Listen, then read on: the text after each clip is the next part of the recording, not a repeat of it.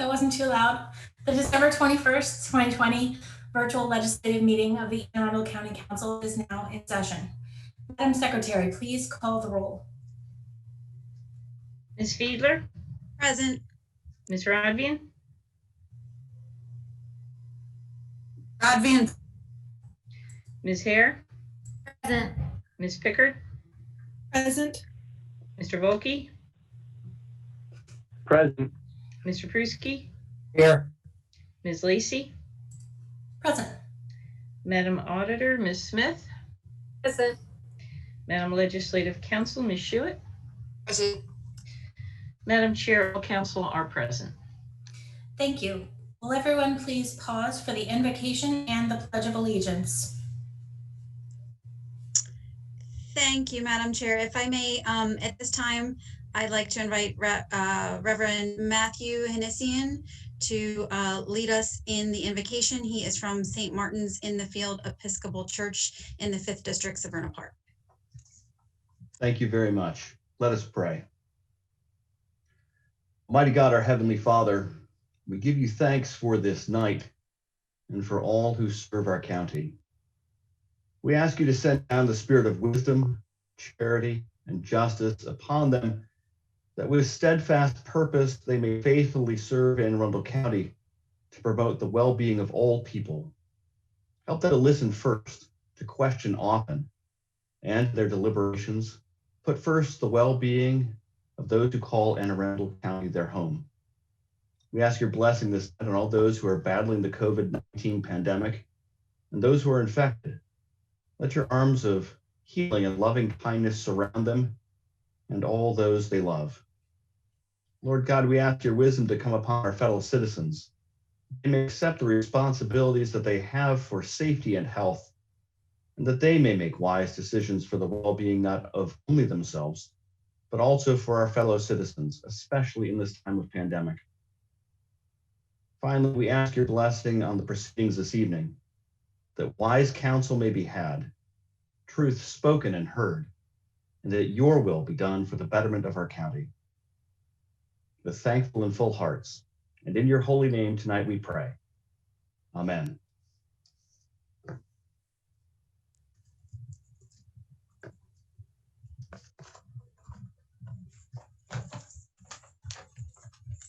I pledge allegiance to the flag of the United States of America and to the republic for which it stands, one nation, under God, indivisible, with liberty and justice for all. Thank you, Ms. Fiedler. Madam Secretary, please read the Open Meetings Act statement. The county attorney has asked that I read the following statement. The Maryland Open Meetings Act, a state law, requires public meetings to be open to the public and to be held in places reasonably accessible to individuals who would like to attend these meetings. In addition, provisions of the county charter and the rules of the county council require meetings to be open to the public and held at the county seat, meaning Annapolis. The virtual format of this meeting of the county council is due to the COVID-19 emergency and is necessary in light of the serious health risks associated with public gatherings, as well as the various executive orders from the governor and the county executive limiting public gatherings. While a virtual meeting of this type was not envisioned by the Open Meetings Act, steps have been taken to ensure that this virtual meeting includes alternate accessibility features that the Open Meetings Act Compliance Board and the courts have reviewed and approved, such as having a call-in phone number that allows anyone with a telephone to call and listen to the meeting, broadcasting the meeting with video and audio on cable TV and on the web, allowing written public comments to the legislation be filed with the clerk and considered by the council, and now allowing the public to call in or appear via Zoom and testify live. The County Office of Law has opined that the public access provided by this technology makes this virtual meeting reasonably accessible to the public as required by the OMA. The Office of Law has also reviewed whether, with these technological features in place, it is still necessary to suspend Council Rules 3105 and 3106 that require public participation and reasonable seating for the public and the media. The conclusion is that it is not necessary to suspend these rules. For the same reason, they have concluded that the measures implemented by the Council for virtual meetings satisfy the reasonable accessibility requirement under the OMA. The virtual format of the meetings allows public participation and media access as required by the rules, and also allows unlimited participation that is not subject to seat capacity limits in the rules, and also, my apologies, limits in the chambers or in the building. For these reasons, they've concluded that the requirements of Rules 3105 and 3106 are being satisfied, and therefore it is not necessary to waive these rules. The Council has also asked whether it is necessary to suspend Rules 3102 and 3103, which require the meeting to be held at the county seat. In 2013, at the request of the Council, the Office of Law opined that a council member who is appearing at a meeting via a live video monitor would satisfy the venue requirement through virtual presence.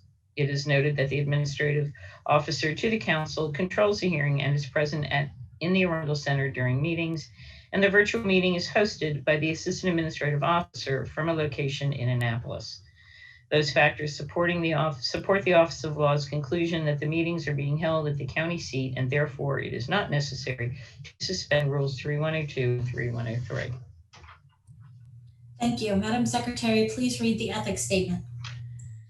The Ethics Commission has asked that I advise you that under certain circumstances, members of the public may qualify as lobbyists when they testify before the County Council. If so, the law requires that certain information be filed with the Ethics Commission. The Chairman of the Ethics Commission has asked that those who wish to testify in any form review the general information on lobbying sheet located on the Ethics website under Forms and Publications. If there are any questions about lobbying requirements, please contact the Ethics Commission at 410-222-4413. Thank you. We will now open our invitation to audience. Madam Secretary, do we have any comments or communications on any subject not included in the printed agenda received from members of the public? No, Madam Chair, we've had no submissions of written testimony on invitation to audience. We will now hear from members of the public who signed up ahead of time. We have 2 individuals signed up to speak on matters not listed on our agenda. When it is your turn, please unmute yourself and begin by stating your name and address for the record. Remarks will be limited to 2 minutes. First, I have Gail Kearns.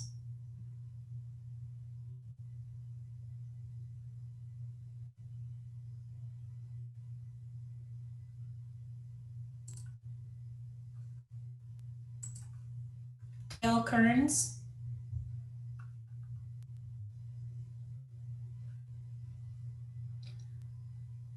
Okay, Madam Chair, I don't see him in the list or hear a response, so I will move on to Stephen Waddy. Hello. Good evening, Mr. Waddy. Please state your name and address for the record.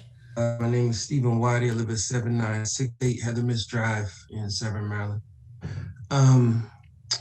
I was going to say a lot of complaints, but I decided to go with some gratefulness this year, especially around Christmas time. I do want to start with this complaint about Time Magazine, though. It's the end of the year. Time Magazine has messed up its Person of the Year yet again. So I'd like to offer a suggestion for all of us. I think the Person of the Year should be the mask-wearing, hand sanitizing, scrubs-wearing, hard-working medical worker. These are the people who have seen death up close so many times that they began to wonder if this pandemic would ever slow down. I heard an EMT worker interviewed on the radio describe her harrowing experience driving up and down New York City streets to provide life-saving services to people who could barely breathe. It just so happened I was at a laundromat a couple weeks ago, and a man told me that his mother told him to believe none of what you hear and half of what you see. So he didn't believe that people were dying from the coronavirus because he hasn't known anyone that died from it. I do know people that have died from it, and I have friends who have it right now during this Christmas time. And they are sending out Cash App requests to all of us that went to school with them so they can make Christmas as normal as can be for them and their children. I told this man at the laundromat to take a trip to the hospital so he can see it in real time. I don't know if that changed his mind. I know he had grievances that seemed pretty strong, but he was wearing a mask. And I've spent so much time close to workers who could not work from home. I know many of them are scared, but they still wear masks as well. And they are working, many of them, between a rock and a hard place. Arundel Mills has been packed, and it's very scary for me to think about what people may be subject to. I hope that this next year and the vaccine will help relieve some of this stress off of us, and the vaunted medical worker can go home and relax and not have to go through this ever again. Thank you, Mr. Waddy. Your time has expired. Thank you for joining us this evening. Do we have Dale Kearns? Madam Chair, I still do not see Dale Kearns in the list of attendees, so they must not be in the meeting. Okay. Invitation to audience is now closed. Is there any item any council member would like to place on the agenda? Seeing none, may I have a motion that the partial reading of any bill, resolution, amendment to a bill or resolution, or minutes constitutes the reading of the whole?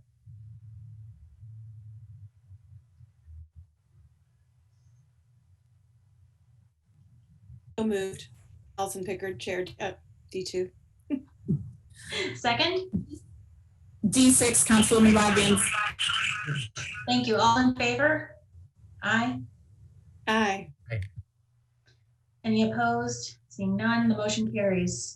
Madam Secretary, please read the minutes of December 7th and 15th, 2020. December 7, 2020. The meeting was called to order by Chairman Allison Pickard at 6 p.m. Pastor Paul Arcan, Lighthouse Baptist Church, Severna Park, gave the invocation.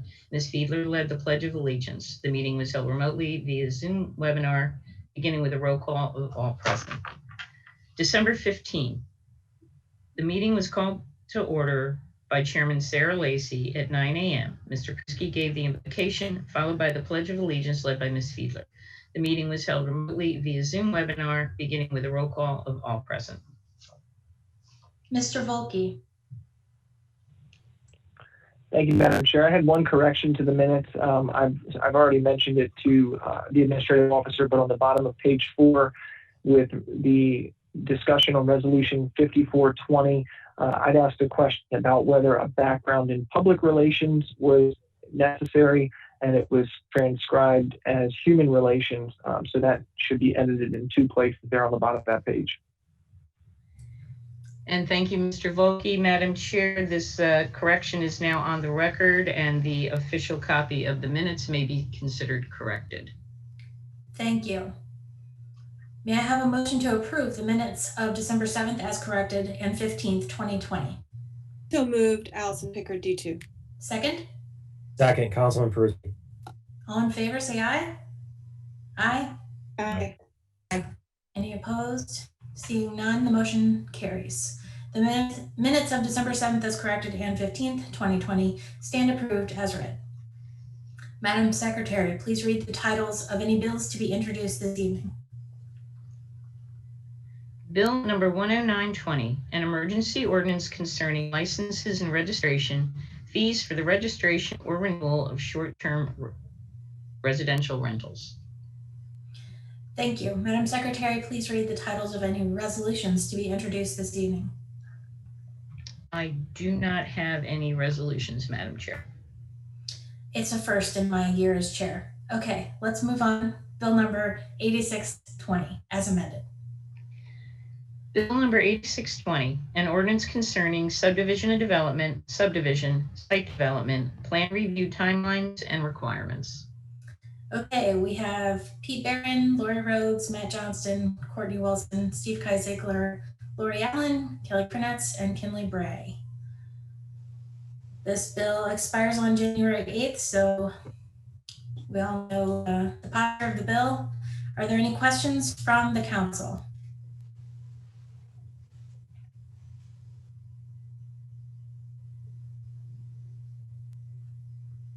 Okay, it looks like no one has any questions at this time. We will now open the public hearing on bill number 8620 as amended. Madam Secretary, do we have any testimony received from members of the public? No, Madam Chair, we have received no submissions of written testimony on Bill 86. And we did not have any members of the public sign up to speak. Therefore, the public hearing on Bill number 8620 as amended is now closed. Madam Secretary, please read the title of Bill number 8620 as amended. Bill number 8620, an ordinance concerning subdivision and development, subdivision, site development, plan review timelines and requirements. Is there any further discussion from my colleagues? Or an explanation of anyone's vote ahead of time, if you wish? Anyone? Okay, going once, twice, three times. Madam Secretary, please call the roll on Bill number 8620 as amended. Ms. Fiedler, Nay. Ms. Rodvian,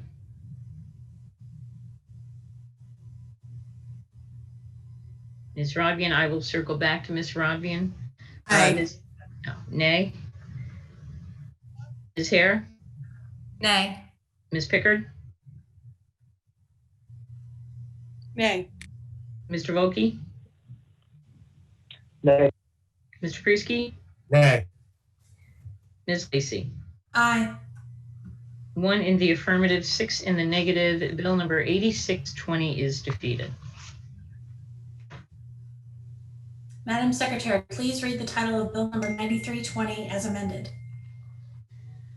Bill number 9320, an ordinance concerning public ethics definitions. Thank you. I am the sponsor. We also have Pete Barron, Michael Botsaris, and Laura Blair Klassmeyer. We last had amendments that were worked out in collaboration with a subcommittee of the Ethics Commission. And perhaps Mr. Botsaris, you could inform us of any of the status. I believe it was reviewed by the entire Ethics Commission. Is that right? Yes, Madam Chair. The bill as amended was reviewed by the Ethics Commission at their meeting last week, and it was approved by the Ethics Commission as written. We will be submitting it to the State Ethics Commission for their consideration. Their meeting's been moved to January 21st, but assuming that it goes forward tonight or it's re-amended tonight, we will get something over to them by January 21st for their review. Thank you. Does any one of my colleagues have a question now at this time? Any discussion? Ms. Pickard. Thank you, Madam Flying Chair. flag. I know. It's a new concept for me. I got to get used to the flag. I just want to, again, thank the Ethics Commission and the sponsor and our legal counsel for getting this in the shape it is in today. And I look forward to a positive vote. So thank you. Thank you. Okay, we will now open the public hearing on Bill number 9320 as amended. Madam Secretary, do we have any testimony received from members of the public? No, Madam Chair, we've received no submissions of written testimony on Bill 9320. Okay, we did not have any members of the public sign up to speak, so the public hearing on Bill number 9320 as amended is now closed. Madam Secretary, please read the title of Bill number 9320 as amended. Bill number 9320, an ordinance concerning public ethics definitions. Is there any further discussion? Madam Secretary, please call the roll on Bill number 9320 as amended. Ms. Fiedler, Aye. Ms. Rodvian, Aye. Ms. Hare, Aye. Ms. Pickard, Aye. Mr. Volkey, Aye. Mr. Pruski, Aye. Ms. Lacy. Aye. 7 in the affirmative, none in the negative. Bill number 9320 is passed. Thank you. Madam Secretary, please read the title of Bill number 9420 as amended. Bill number 9420, an ordinance concerning public safety, public nuisances prohibition. Okay, Mr. Pruski is the sponsor, and we have Pete Barron, Major Kate Goodwin, and Kelly Kenny. Mr. Pruski, you have the floor. Thank you, Madam Chair. Andrew Pruski. Just wanted to follow up and thank the law office for responding to some of the questions that were raised at the last meeting. And I do appreciate that. There's really not much more discussion, I think, on the bill. I appreciate the responses from the law office, the administration certainly trying to get back to folks. So I will leave it at that, and thank you.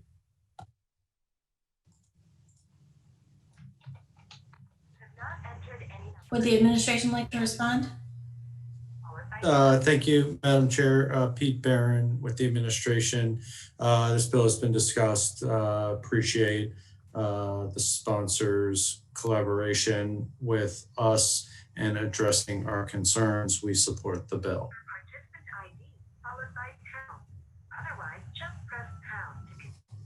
Excuse me. You're muted, Joanne. Yep. Thank you. Apologies. We can hear someone has their phone on, I believe, and we can hear a recording. So please make sure that you are all muted. Are there any questions from the council at this time? Ms. Pickard.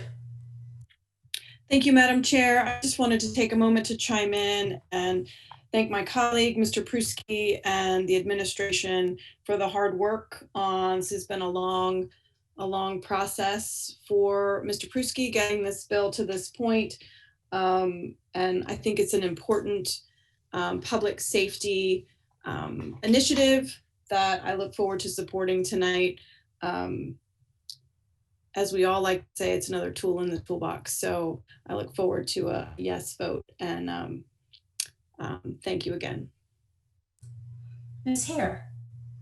Thank you, Madam Chair. Jessica Hare, District 7. I think this is a question for our Office of Law. Ms. Kenny, I went to the Maryland real property article and looked at, I think it's 14-125.1, which is where I found some of this public nuisance stuff. And I was looking at essentially that there is this type of precedent in state law already that allows some, the county attorney and the city of Annapolis attorney and the local state's attorney to have some discretion to try and assist with these sorts of things. I guess I'm just trying to say there's some overlap with this bill and what the state allows already, if I understand it correctly, so that this is not something that's totally out of the blue.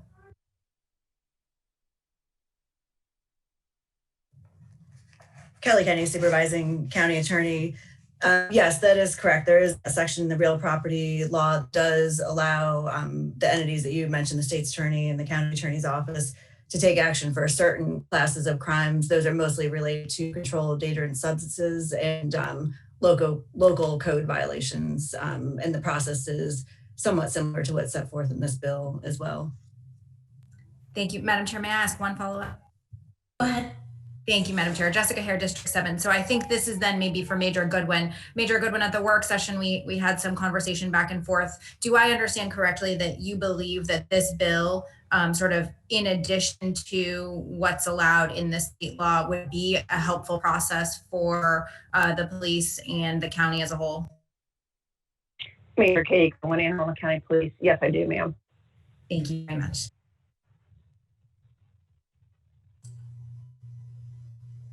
Any more questions? Okay, we will now open the public hearing on Bill number 9420 as amended. Madam Secretary, do we have any testimony received from members of the public?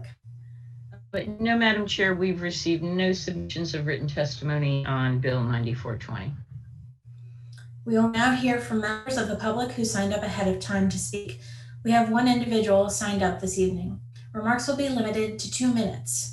When it is your turn, please unmute yourself and begin by stating your name and address for the record. We have Julie Hummer.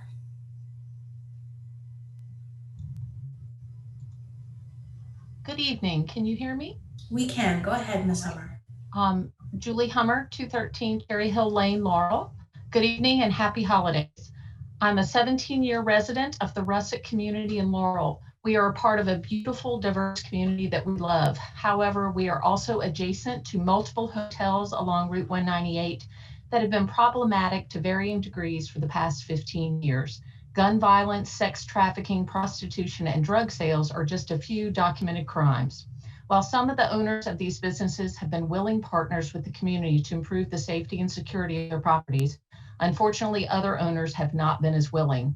As a community, we've reached out and worked with police and fire, the health department, multiple county executives and council people, as well as the hotel owners themselves with mixed results. I am grateful to Councilman Pruski's efforts over the years to increase the enforcement of health standards and to the police department for their continued attention, but we need more tools in the toolbox.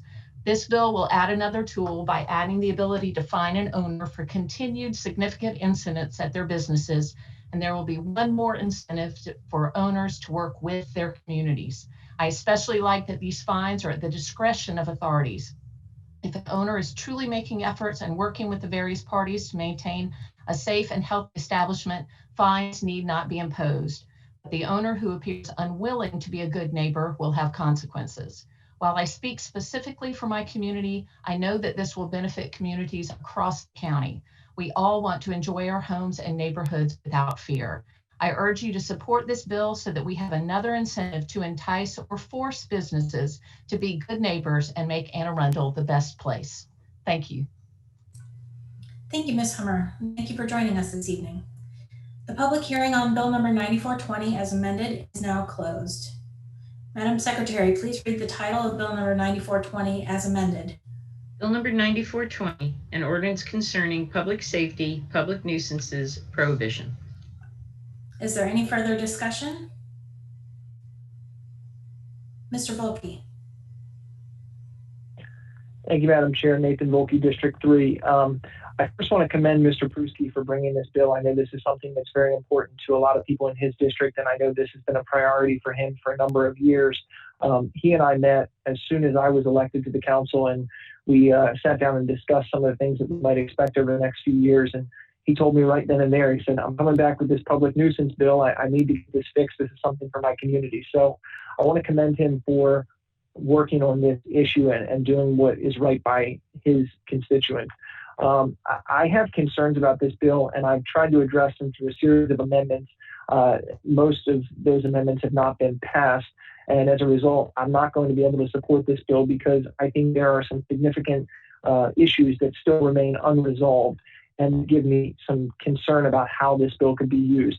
But I want to be clear that I respect what Mr. Pruski has done, and I thank him for being willing to listen and discuss each of those amendments and his willingness to work through the bill. I'm sorry that I wasn't able or won't be able to support it, but I do just want to commend him for that. So thank you very much. Anyone else of my colleagues? Seeing and hearing none. Madam Secretary, please call the roll on Bill number 9420 as amended. Ms. Fiedler? Aye. Ms. Broadbent? Aye. Ms. Hare? Ms. Pickard? Aye. Mr. Volke? Nay. Mr. Pruski? Aye. Ms. Lacy? Aye. 6 in the affirmative, 1 in the negative. Bill number 9420 is passed. Thank you. Madam Secretary, please read the title of Bill number 9720 as amended. Bill number 9720, an ordinance concerning boards, commissions, and similar bodies, Veterans Affairs Commission. Thank you. This is an administration bill. Mr. Pruski is a co-sponsor of the bill, and the administration has Pete Barron, Kaylee Schultz, former Councilman Pete Smith, and Christine Niederer. Thank you, Madam Chair. Pete Barron with the administration. I'm going to turn it over to Ms. Schultz. If you recall, this bill was discussed at the previous meeting. It's been amended. We are ready to see it passed. Kaylee Schultz from the administration. I just want to say ditto to what Mr. Barron said, and we ask that you pass this bill tonight. Thank you. Are there any questions from the council at this time? Okay, we will now open the public hearing on Bill number 9720 as amended. Madam Secretary, do we have any testimony received from members of the public? Yes, Madam Chair, we had 3 submissions of written testimony on Bill 9720, which was shared with the council and posted on the county website. Thank you. We will now hear from members of the public who signed up ahead of time. We have one individual signed up to speak on this bill. Remarks will be limited to 2 minutes. When it is your turn, please unmute yourself and begin by stating your name and address for the record. I have Dan Tootle.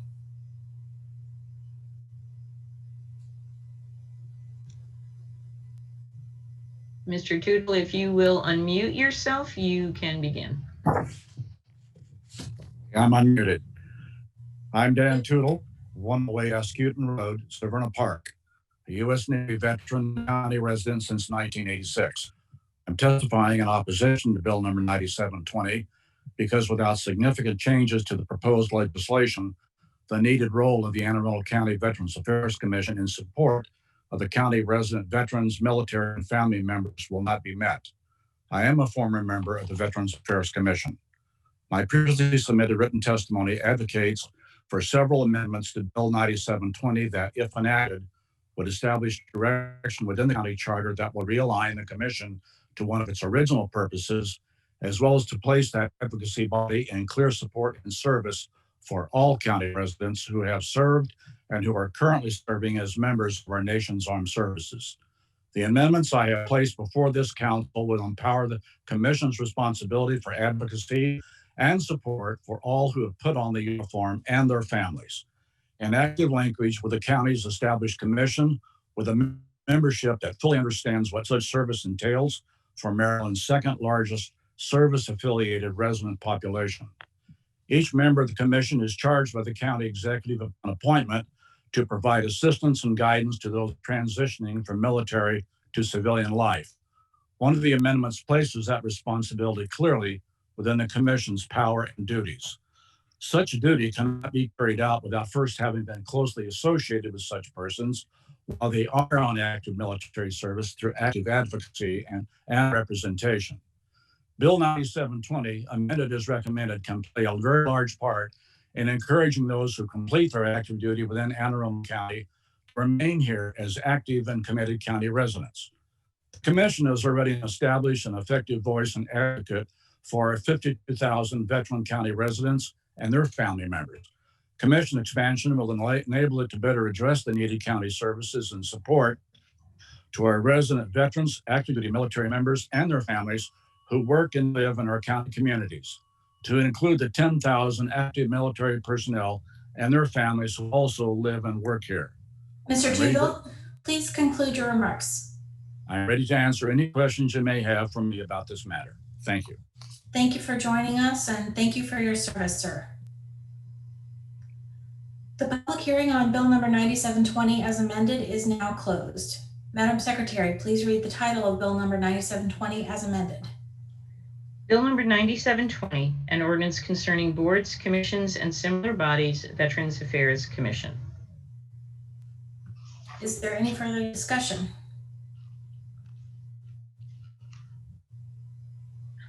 Mr. Volkey. Thank you, Madam Chair. Nathan Volkey, District 3. I guess this question is to follow up on what Mr. Tootle had asked, and I don't know, Ms. Schultz, if you or I think it's now Major Smith, right? Am I getting his title right? I want to ensure I don't get his rank wrong for him because I just saw him in the news the other day. He looked good up there. Anyway, my question is there anything in the grant of authority to the Veterans Commission, to the Veterans Affairs Commission, that precludes them from being able to help active duty military families? My understanding was there is not, but I just want to clarify that on the record so that we're all clear on what this commission can and can't do. Thank you, Kaylee Schultz. Pete, if you don't mind, you can follow up if you have any other things to add, but Kaylee Schultz from the County Executive's Office. No, the Veterans Affairs Commission can reach out to active duty. We are just for any of their events or forums or information purposes, but we just ask that as far as membership goes and things like that, that we would like this strictly to be based for veterans. So Pete Smith, if you have anything to add, please go ahead. If Madam Chair. And I'm sorry, I'm like literally taking this from the vehicle. We're still distributing. I do want to speak, and I want to thank Dan Tootle for his service to the country as well as to the county.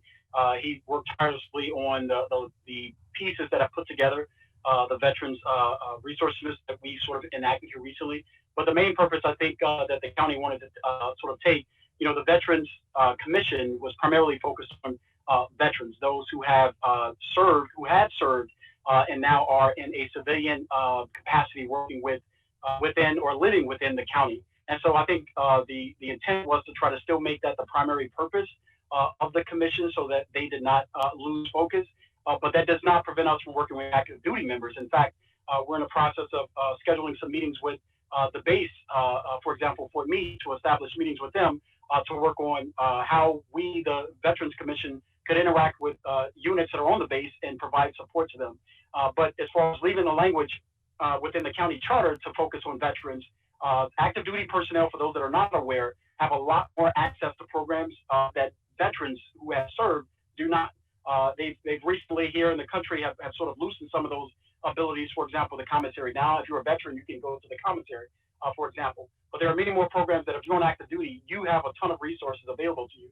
And so we wanted to make sure that the Veterans Commission was focused primarily on those who had no access to those resources. And so that's why I think the county and the recommendation was to sort of let's stay the course here. If we have the capacity to open this up in the future, because it doesn't prevent us from working with them. In fact, we've done a number of events with military units over the last few years. And so that's why we chose to stay the course with our primary goal and focus was to help and assist with veterans who had no access to active duty resources in their families. So that does include veterans in their veterans' families in the language. And so that's what, and I think Dan, his intent, and certainly long-term we can go that route. But right now, my certainly desire would be or recommendation would be to just let's focus on these folks that don't have the access. Thank you. Is there? Thank you very much. Okay, Ms. Rodman. Thank you, Madam Chair. Lisa Rodvian, District 6. I apologize that I wasn't able to state this earlier. I was having some internet connections, as you may have noticed. I just wanted to disclose the fact that my husband is an Army veteran and I am a former military spouse, but I believe that I can still put aside that, that appearance of conflict and vote fairly on this bill. Thank you, Ms. Rodvian. Ms. Pickard. Good evening. Thank you, Madam Chair. I just wanted to speak as well to Mr. Tootle, thank him for his service, of course, but also, remind the community that there is a distinction between active duty and we have a, Fort Meade has a very well-funded resiliency center for active duty members and families. So they have a lot of resources currently in the county. And I think this Veterans Commission, as we are devising it through this bill and as it's been amended, I think will serve the folks that we intended to serve. So I look forward to supporting the bill as amended. Thank you. Is there any further discussion? I do want to put out that the current Veterans Commission, all the members did agree, concur with this as we amended it here over the last few weeks. They did agree with this currently amended bill. Reminder to everyone to please state their name, identify themselves before they speak. I'm sorry, Pete Smith, Veterans Affairs Liaison for Stewart County Executive. Last call, discussion? Madam Secretary, please call the roll on bill number 9720 as amended. Ms. Fiedler? Aye. Ms. Rodvian? Aye. Ms. Hare? Aye. Ms. Pickard? Aye. Mr. Volkey? Aye. Mr. Pruski? Aye. Ms. Lacy? Aye. 7 in the affirmative, none in the negative. Bill number 9720 is passed. Thank you. Madam Secretary, please read the title of bill number 120. Bill number 120, an ordinance concerning current expense budget, supplementary appropriations, capital budget and program, fund transfer. And this is an administration bill. Mr. Barron, I'm going to let you introduce all your folks this time. You're much quicker than I am, Madam Chair. Pete Barron with the administration. Joining me at the virtual table is Ms. Kerrigan and Mr. Taru from Budget, Ms. McQuaid from Finance, Chief Wolford from Fire, Mr. Brown from DPW, Ms. Jackson from Rec and Parks, and Ms. Claire Klausmeyer from Law. I am looking, and I know Ms. Penley was trying to make it, but she might have had a conflict that didn't let her join us at the table. So before we begin for Bill 100-20, I do need to correct a comment I made at the work session. This bill does not require 5 votes, only requires 4. Section 711B is the provision of the charter that governs, which deals with intra-project capital transfers. I apologize for incorrectly referencing section 716, which is for new capital projects, which does require 5 votes. Let me give you a quick rundown of what's in this bill, and then the folks here are happy to answer any questions. We have a $330,000 grant from the Center for Tech and Civic Life to reimburse for the cost in planning and operationalizing safe and secure election administration in Anne Arundel County. These costs will be moved from the Board of Elections to the general fund to the grant fund. We have $2.4 million for the SAFER grant. This appropriation represents the grant fund needed to move 50 firefighters to the SAFER grant. We also, I believe, amended this bill at the last meeting to include the State Opioid Response 2 grant, $2.875 million. The purpose of the State Opioid Response grant is the continuation of the State Opioid Response 1 grant, which funds crisis stabilization services for county residents seeking treatment for opioid or stimulant misuses. Services are provided by several county treatment providers. The goal of this initiative is to offer on-demand treatment for these individuals. These services allow individuals to enter treatment immediately, or if not available, receive residential services pending admission to a treatment center. On the capital side, Bill 100-20 addresses the increase in costs associated with the Downs Park Amphitheater capital project in the Recreation and Parks class.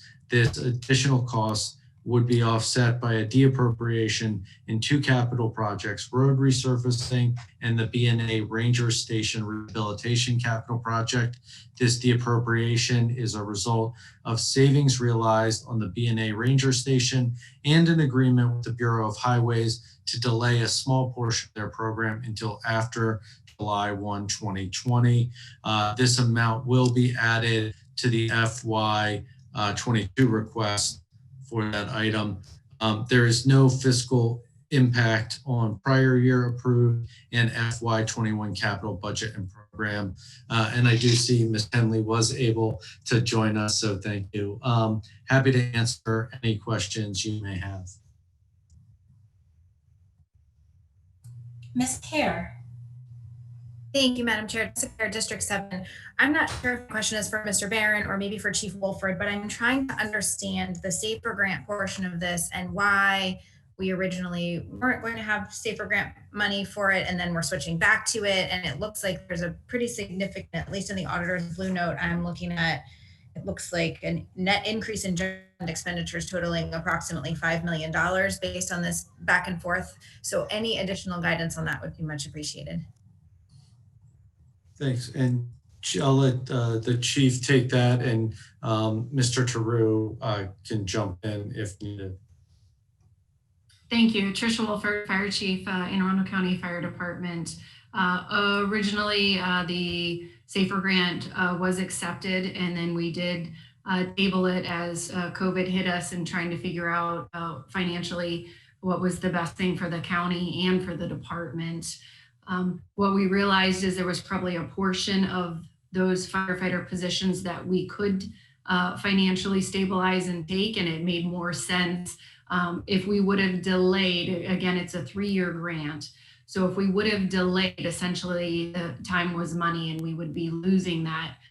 The way the grant is set up is a 75%, 25% split, with the greatest portion of the federal government payment in the first and second year versus the county taking the greater absorption of the payment in the third year.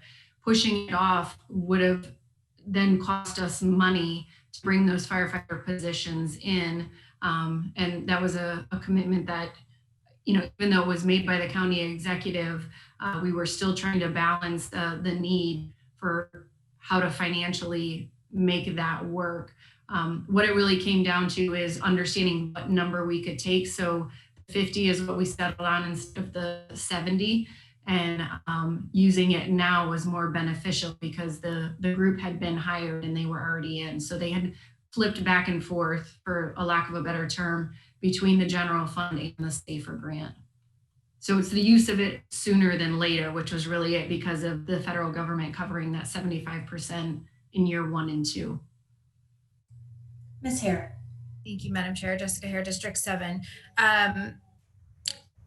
So I guess then the follow-up, that the $5 million, is that going to be an increase in this coming year's in FY22 budget in May, or is that something that we will then see in year 4, essentially, from the SAFER grant?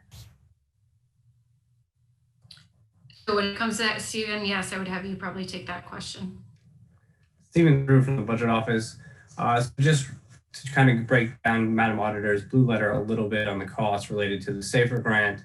We're anticipating about a $3.9 million increase compared to where we are right now in the budget for current year FY21.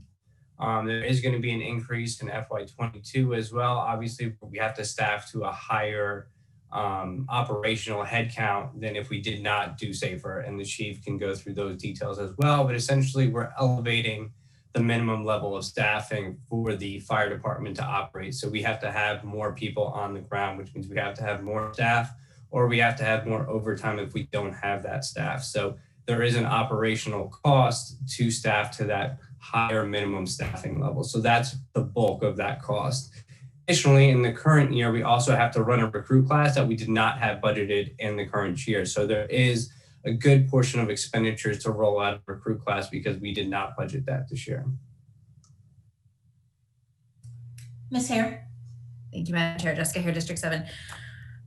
Maybe the Budget Office could help me then understand, since we're halfway through this fiscal year, how we're doing on revenues for this fiscal year. I'm a little concerned. Obviously, the budget for FY21 ran a large structural deficit, $24 million or so. And now we're talking about sort of giving a guaranteed extra $3.9 million we're going to have to find. I mean, how are the revenues coming? Are they at all on track? Are we too low? Are we too high? Where are we at with that? Because while I certainly understand the need for the additional firefighters, I just want to make sure from the fiscal standpoint that we're not, really overextending ourselves at this point. Stephen True from the Budget Office again. So one of the determining factors and kind of why this made a little bit more financial sense now than it did maybe when we crafted the budget, as the chief alluded to, we were kind of just getting into the pandemic when we built that budget for FY21. And we weren't really sure what was going to happen with revenue. So actually, as fiscal year 20 is coming to a close and we're about ready to certify how we actually ended the year, we actually ended a little bit better than we had anticipated. Not to say that the economy is going great, but we do have a little bit more money than we had thought we originally had planned to do. So we are in a better fiscal position than when we had anticipated when we built the budget. That's why we feel it's okay at this time to move forward with the grant. How much better of a position are we than we anticipated? The CAFR is not certified, and I know the controller is on here as well. So we won't have those official numbers until probably for another couple of weeks. Can you give me an unofficial number? More than the SAFER grants amounts that we're talking about today. Thank you. Any other questions or discussion? Okay, we will now open a public hearing on bill number 120. Ms. Lacy, my apologies. I believe Mr. Volkey had his flag up. And again, I remind the council to please, you can also verbally ask for acknowledgement. My apologies also, Mr. Volkey. I now have two screens and I did not see you. Please go ahead.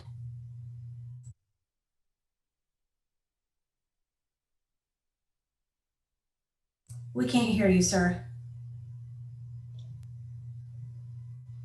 That was why you couldn't hear me when I tried to get recognition before. I had my phone on mute. Apologies. So I've gotten some information from the schools, and I think that Dr. Arlotto presented this the other night too, that if the state funding formulas hold at the state level, that the county could be looking at a pretty sizable deficit in terms of revenue on the school budget side. That's obviously dependent on what happens with the General Assembly and whether they make any changes to those funding formulas. Because of the decrease in enrollment, it looks like Anne Arundel County could be down a significant amount of money. Has that been factored into this when we're talking about the idea that the budget projections are looking better, the idea that the school budget may be running a significant deficit? Stephen Through from the budget office. We're right now assuming, current law, which right now the state would obviously have to take action in order to cut the school board's budget. But as I mentioned before, we do look a little bit better as to how we close fiscal year 20. That could potentially provide some sort of one-time revenue for some sort of shortfall, if that were to be the case, and if that's the way the administration will move forward. Madam Chair, if I may. Go ahead, Mr. Volkey. Thank you. Nathan Volkey, District 3 again. Mr. Through, when you said that there would have to change the state laws, I understand that the state law is based on the enrollment counts, right? And I guess what you're talking about is maintenance of effort, right? The idea that you can't spend less than you did the year before, but how does that factor in if the enrollment drops? Because my understanding is that we've seen somewhere between 1,500 and 1,600 fewer students this year as compared to last year enrolled in Anne Arundel County Public Schools. So that on a per pupil funding basis of, I don't have the number right at my fingertips, I'm trying to find it as we talk, but I believe it's somewhere in the tens, if not $20 million range in terms of the difference between what the school would have gotten, school system, and what they will if current law holds. So again, I repeat, how is that factored? Madam Chair. Mr. Brand.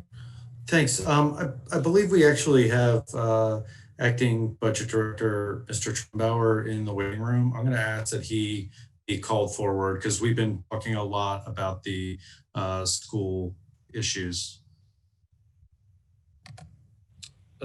Thank you, Mr. Madam Chair, if I, oops, sorry. I'll hear Mr. Trumbauer. I was just going to say. Thank you, Madam Chair. Chris Trumbauer, Acting Budget Director. So, Mr. Volkey, I think you're asking about what happens to the budget if the school system enrollment number goes down. And the answer is that our maintenance of effort requirement would also go down because the maintenance of effort is per pupil. So if there's less students, then the overall amount we have to fund is thereby less. So I don't think that would have, the way that you're anticipating it, I do not believe that would have a negative impact on the county's ability to fund other things. It would have the opposite. We'd have less of a required payment to the Board of Ed. Of course, the county could and has in the past funded higher than the maintenance of effort, but as far as what we're required to do, I don't think it would have a negative impact.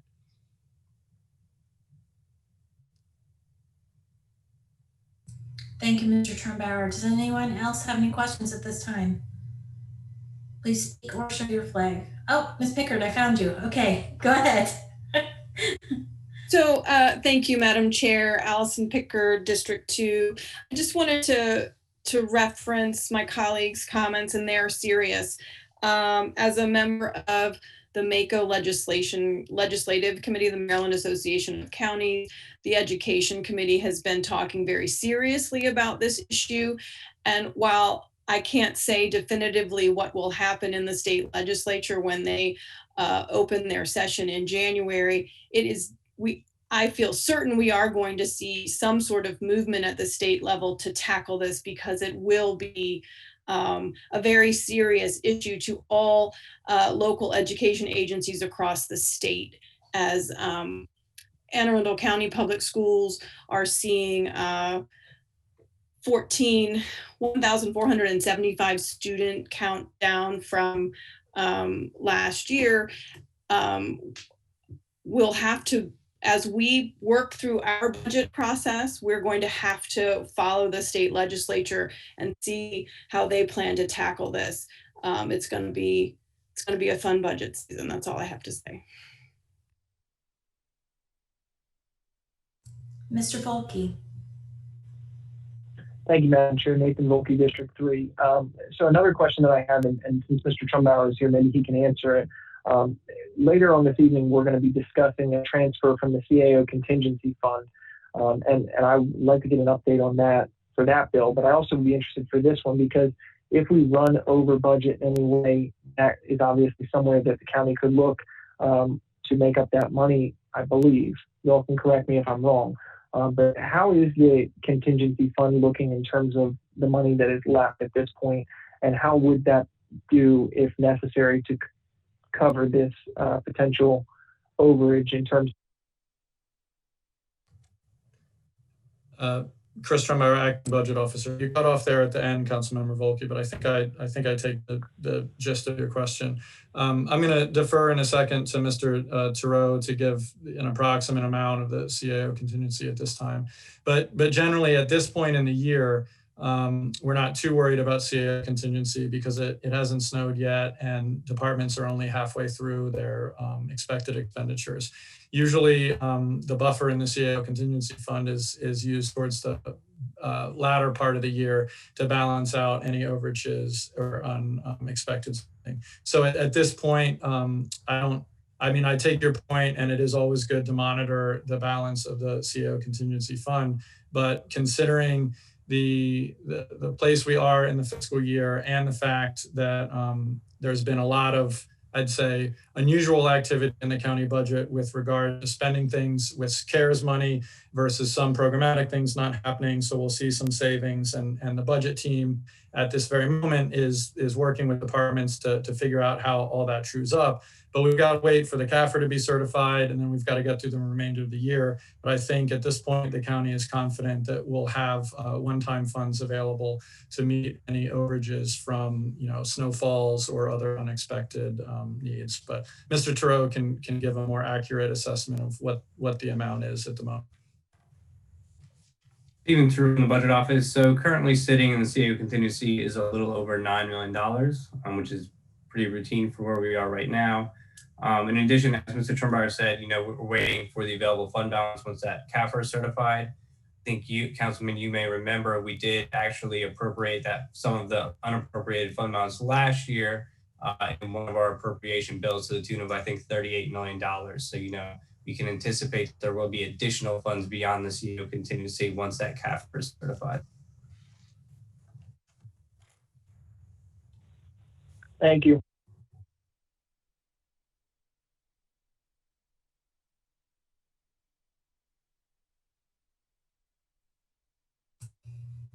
Thank you, everybody. We will now open the public hearing on Bill number 120. Madam Secretary, do we have any testimony received from members of the public?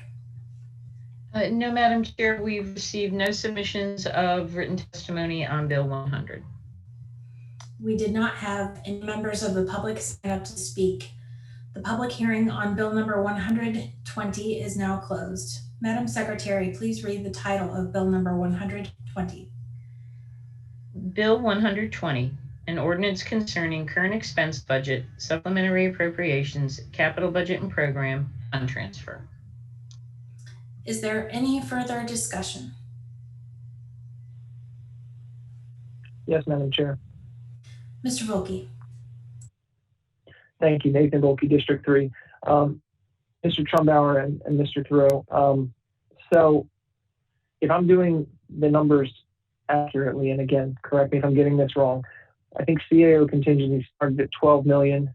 Mr. Thoreau said it's down to 9 million. If Bill 10720 that we see later passes and 6.5 million is appropriated on that amended bill, assuming the amendment passes, At that point, we'd be looking at a balance of 2.5 million left in CAO contingency. I know that you're saying that after the CAFR, maybe that number increases and maybe you find some additional savings somewhere. The concern I have with this bill is if you're looking at a $3.9 million possible shortfall, how are you going to make that up in the rest of the county if you're only going to have that amount left? And again, if I've gotten any of the numbers wrong, go ahead and tell me. Thank you, Mr. Volke. Chris Trummer, Acting Budget Director. I'm going to defer to Mr. Theroux because we had this exact same conversation earlier, and I think he's well equipped to answer it. Stephen Theroux from the Budget Office. So the starting balance in the CAO contingency fund has remained unchanged so far this year, Councilman Volke. So it still is $9.1 million as we started the year. But again, that CAFR should be certified by the end of this month. So I don't anticipate needing an additional several millions of dollars, assuming everything passes throughout the year. So once that CAFR is certified, we'll have available many more millions of dollars to possibly appropriate either in the current year or obviously to be used in the FY22 budget bill. So we'll keep an eye between FY21 usage and FY21 usage of those one-time funds. But I'm pretty confident that we'll have enough money to cover for these expenses. Madam Auditor? Yeah, I just wanted to clarify right now, the contingency fund has $9,136,000. So after all of the bills on the agenda, if they all pass, it'll have 2.9,36,000, sorry, left, plus whatever revenue that Stephen's talking about. And Madam Chair, can I add one thing? Go ahead, Mr. Schirmbauer. Thank you, Chris Trummer, Acting Budget Officer. So just to follow up what Mr. Theroux said, the most urgent need that we typically have for the CAO contingency fund, especially during this time of year, is for snow removal costs. And the way that works, and I know this because one of the first questions I asked when I became Acting Budget Officer, the Department of Public Works pays for those expenses out of their existing budget, and then we make them whole, usually in a fourth quarter transfer later in the year with funding from CAO. So there's no danger that DPW won't have enough money to pay the snow plows if it snows in January or February. That is typically the way things work. And so we will monitor the CAO balance. And as Mr. Theroux said, when the CAFR is certified, we may have some additional one-time funding that we can plug into various places. So you're right to be concerned, Mr. Volke, and we did discuss this, but we feel confident that there's enough resources available in the county budget to cover this safely.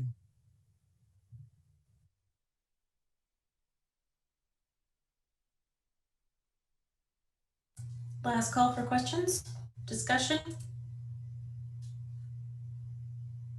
Seeing no flags, hearing nobody saying Madam Chair. Madam Secretary, please call the roll on bill number 120. Ms. Fiedler? Aye. Ms. Rodvian? Aye. Ms. Hare? Sorry, aye. Ms. Pickard? Aye. Mr. Volke? Mr. Volke, I'm sorry. Aye. Thank you. Yes, aye. Mr. Pruski? Aye. Ms. Lacy? Aye. 7 in the affirmative, none in the negative. Bill 120 is passed.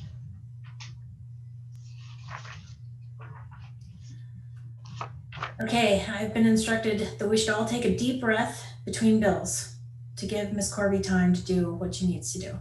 So I'm taking a deep breath now. Okay, Madam Secretary, please read the title of bill number 10120. Bill 10120, an ordinance concerning personnel, exempt service, director, equity, diversity, and inclusion. Mr. Barron, this is an administration bill. I'll allow you to introduce your panel. Thank you, Madam Chair. Joining me from the County Exec's Office is our Chief of Staff, Dr. Kay Bajesta Brown, from Personnel, Ms. Atkinson, from Law, Ms. Claire Klausmeyer. Bill 10120 creates and adds one new position in the exempt service, the Director of Equity, Diversity, and Inclusion. Anne Arundel County is committed to providing opportunities and allocating resources and services through a diversity and inclusion and equity lens. The county does not tolerate racism or discrimination within our workplace by or towards its employees, and promotes the acceptance of the differences of others within our workforce and community. Collectively, we strive to learn about diversity, educate county employees, members of the county council, committees, our boards, volunteers, and maintain an unwavering resolve to identify and eliminate barriers to becoming the best place for all. This new position created by the bill is assigned to the executive exempt pay schedule at a grade E-07. The equity, diversity, and inclusion position will be a cabinet level post, which will ensure the success and effectiveness of our equity, diversity, and inclusion initiatives. I'm gonna hand off now to Dr. K to address the details of the position, and then we're gonna ask for your support and happy to answer any questions. Dr. K? Good afternoon. Thank you, Mr. Barron, and thank you, Madam Chair and members of the County Council. Good evening, everyone, and thank you for having me. This position, if approved, will be the Director over the County Government Equity, Diversity, and Inclusion Programming and Initiatives. The role is responsible for creating an inventory of all current initiatives, conducting an assessment of how well departments are currently doing in these areas, and developing and implementing a strategic plan to move government operations by ensuring our staff patterns are diverse, we have safe and inclusive work environments, and that our services are accessible for the community, and we offer these services in an equitable manner. The long version is the creation of an office that centralizes EDI efforts in the county. The functions that this role will oversee will be the civil rights and equal employment opportunity, human relations, Americans with Disabilities Act, limited English proficiency, LGBTQIA affairs, and other EDI initiatives. By including this role within the county executive's office, does the backing and authority of the county executive and his executive leadership team. The position also ensures that we maintain focus on this critical work which will ultimately benefit our staff and county residents. When the position is filled, one of the first tasks that are outlined in this work plan will be to lay the foundation of importance of working towards equity, developing a common language, and laying out the vision for this work. This includes developing a communications plan, training, and technical assistance. The second overall task is to conduct an assessment of departments, which includes looking at data, collecting information about performance on diversity and inclusion elements. These elements likely include workforce representation, policy, procedure, and processes, customer satisfaction, community reputation, diversity of our vendors, overall awareness of EDI factors. This position and the EEO Human Relations are the first positions for this office, and other positions may be considered. The assessment will include analysis, which will look at the resources that are needed to engage this work, and subsequent recommendations will be made. The third overall task will be to develop a strategic plan that will help departments create action plans. This is where the departments will assess their decisions and policy, procedures, and processes through an equity lens. The most important task is ensuring that we have metrics and performance plans designed to allow us to track our progress. While specific metrics have not yet been developed, an overall work plan outlines the structure of the work that will be used to measure progress until we are able to develop those metrics. Community engagement is essential for this work to be successful. We will implement a community engagement process that will very likely include town halls, focus groups, and working with advocacy groups and our commissions. This is the way that we get feedback about our proposed work as we move forward. In closing, is the administration's perspective that having our county government reflect the communities that it serves is incredibly important.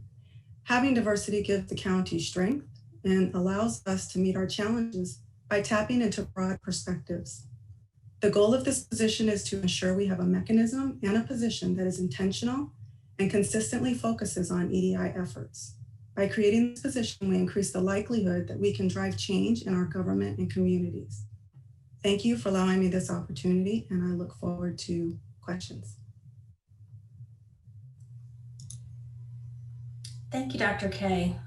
We'll move into questions, being mindful we have to take our break in about 10 minutes. Ms. Pickard. Thank you, Madam Chair. Allison Pickard, District 2. Thank you, Dr. Bagasta Brown, for that illustrative explanation of the position. I'm really excited to see the county move in this way. If you recall, it was pre-COVID, so I don't remember when, but we spent the day together at a all-day workshop and learned a lot about how a neighboring county had taken on this work. And one of my concerns, and I expressed them with you, was that we would take this, we'd go too quickly. So I think this is a fantastic step in the right direction to make sure that Anne Arundel County, one, tackles this work, it's very important work, but also does it very methodically and crafts really good policy. So I think this is a great first step, and I look forward to supporting this bill tonight. So thank you. Ms. Fiedler. Thank you, Madam Chair. Amanda Fiedler, District 5. This is probably a question for the administration. I looked back over positions that we have added previously, and we have never added a position prior to a budget. It's always a position that was accounted for in the budget. So my question is just the timing of doing it now with some unknown fiscal knowns versus during the budget process.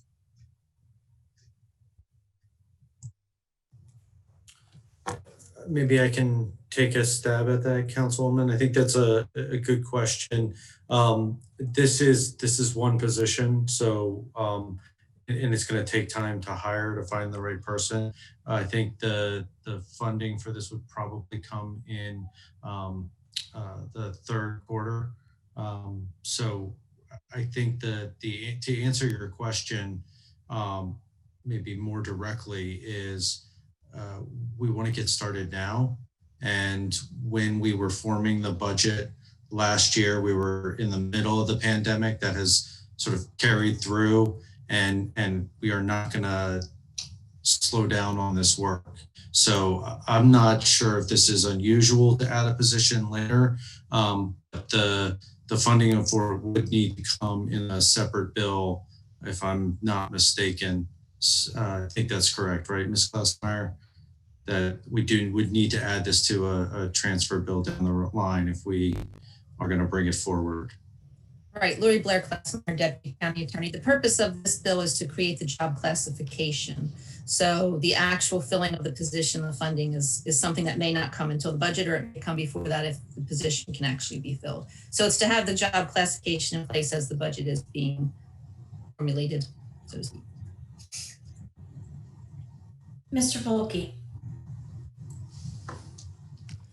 Thank you, Madam Chair. Nathan Volpe, District 3. I guess I have another question, but I am confused about something Mr. Barron just said. He indicated back in May, when we were in the middle of the pandemic, that we didn't want to undertake this position because we weren't sure about revenues. Are we no longer in the middle of a pandemic, and so now it is appropriate to do this, or where are we in terms of that concern? Pete Barron with the administration. I did not say that. What I was intending to say was that we are, the administration was focused on responding to the pandemic. We were not able to start a new policy initiative, and the work, as Councilwoman Pickard mentioned, and I'm going to turn it over to Dr. K to talk about all the work that she just described to get ready to bring this position forward. So I did not mean to blame the pandemic on why we were late, and I apologize if I did. And Lori Blair, I'm sorry, Deputy County Attorney again. I just want to add, I do note that this position could be filled before June 30th if the funding is in place. The position control part of there's a position control part in this bill. Once this classification is created, it could actually be filled before July 1st. Dr. Kate Augusta Brown, if I might add. Go ahead. So one of the things that we learned through the pandemic is that disparities are real. And I think that understanding how the pandemic has impacted different populations is critically important for us to be able to provide the best services that we possibly can. And I think that one of the things that we learned is that we have to listen to our communities, but we also have to dig in and understand what our biases are and understand what structural issues are in place that make it difficult for us to effectively respond to underrepresented communities. So while in the middle of the pandemic, when it first started back in the spring, we were busy, trying to set up our programs and do the initial response to the pandemic. Now we've had some time to learn, and we've had time to really digest where some of the things that we did may have been improved. Had we had this position during that time, our learning curve might have been cut a bit, if not in half, so that we could have done this work in a different way, taking these things into consideration. I hope that will answer some of the questions around the time. Mr. Volkey. Thank you, Madam Chair. Nathan Volkey, District 3. So to follow up on that, I appreciate that additional explanation. I pulled up the old Capitol Gazette article from 2017 when it looks like the previous administration hired the compliance officer.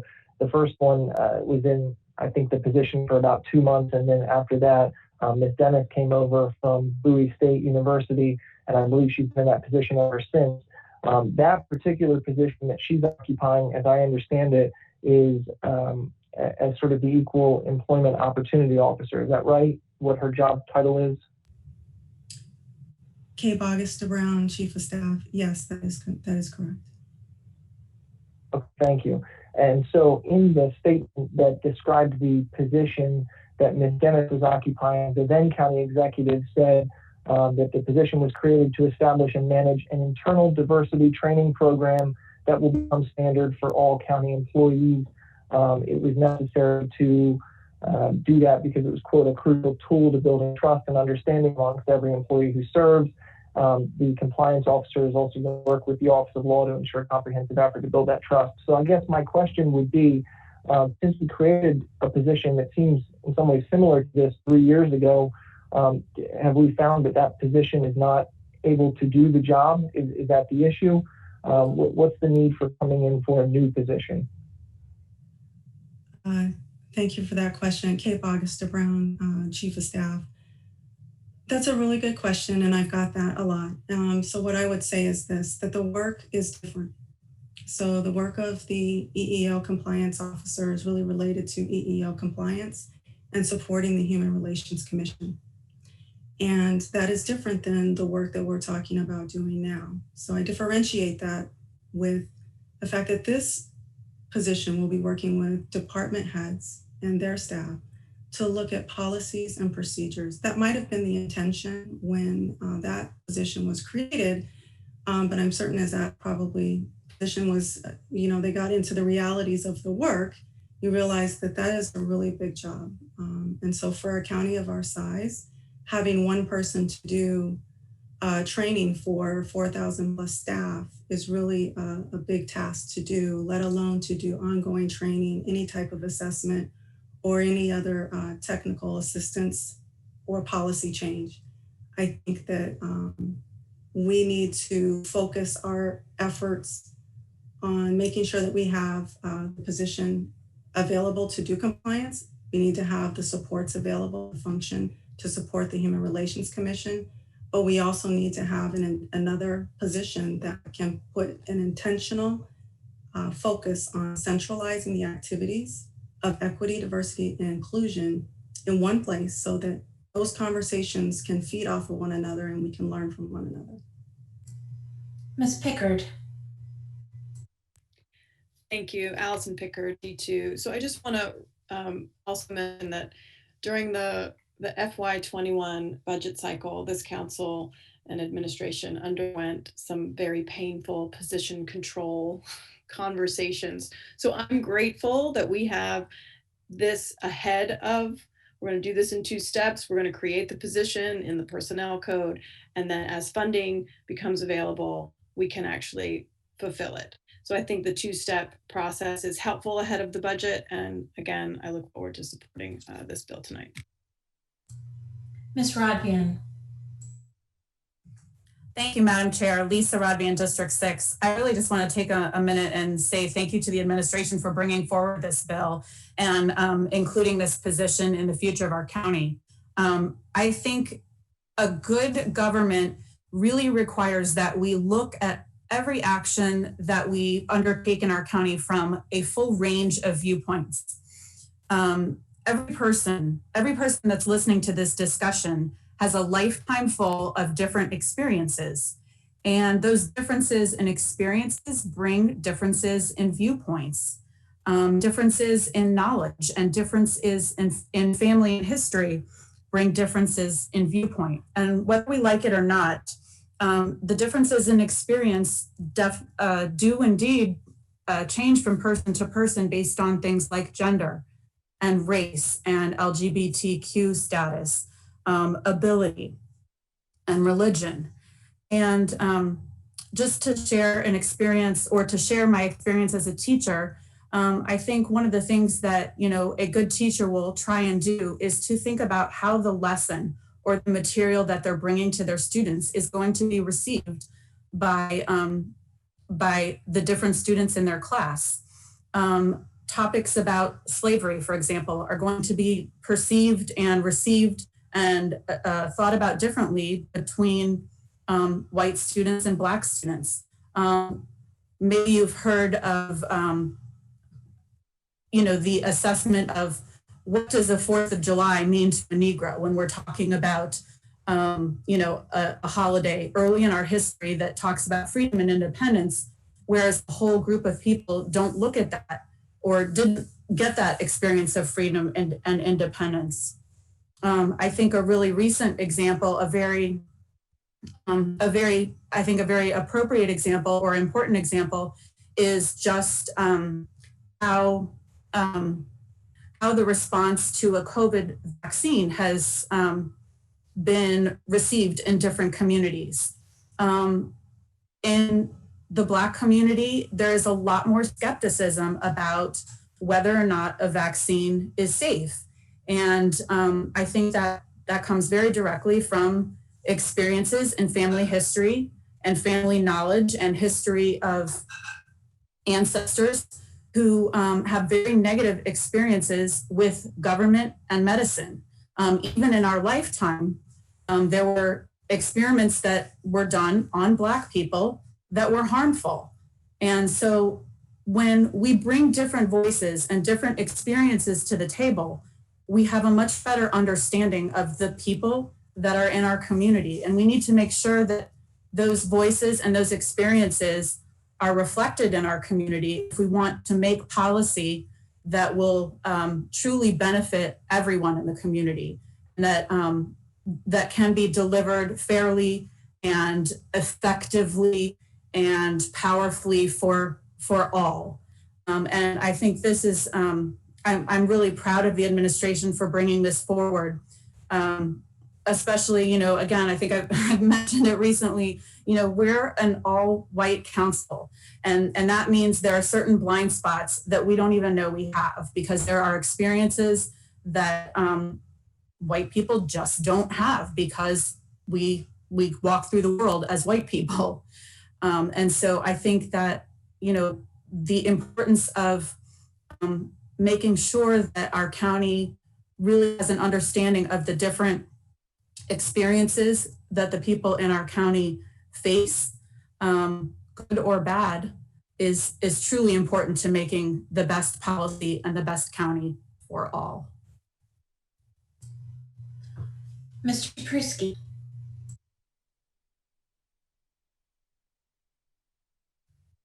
Thank you, Madam Chair, Andrew Pruski. First of all, thank you to my colleagues for for the discussion, and thank you to the administration for the explanation.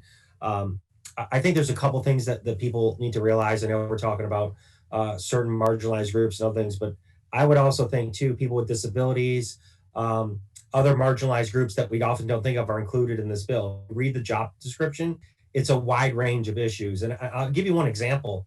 I'm glad that certainly the racial one was brought up. When sidewalks were added in our communities, they were never ADA certified. And I don't know if you notice this is happening now, that if you ever see on a sidewalk, you'll see the yellow patch that's on the side so that people don't, obviously, if you're in a wheelchair, a bicycle. I mean, these are small things that you don't think about right in a department. Policies and procedures may impact someone's lives.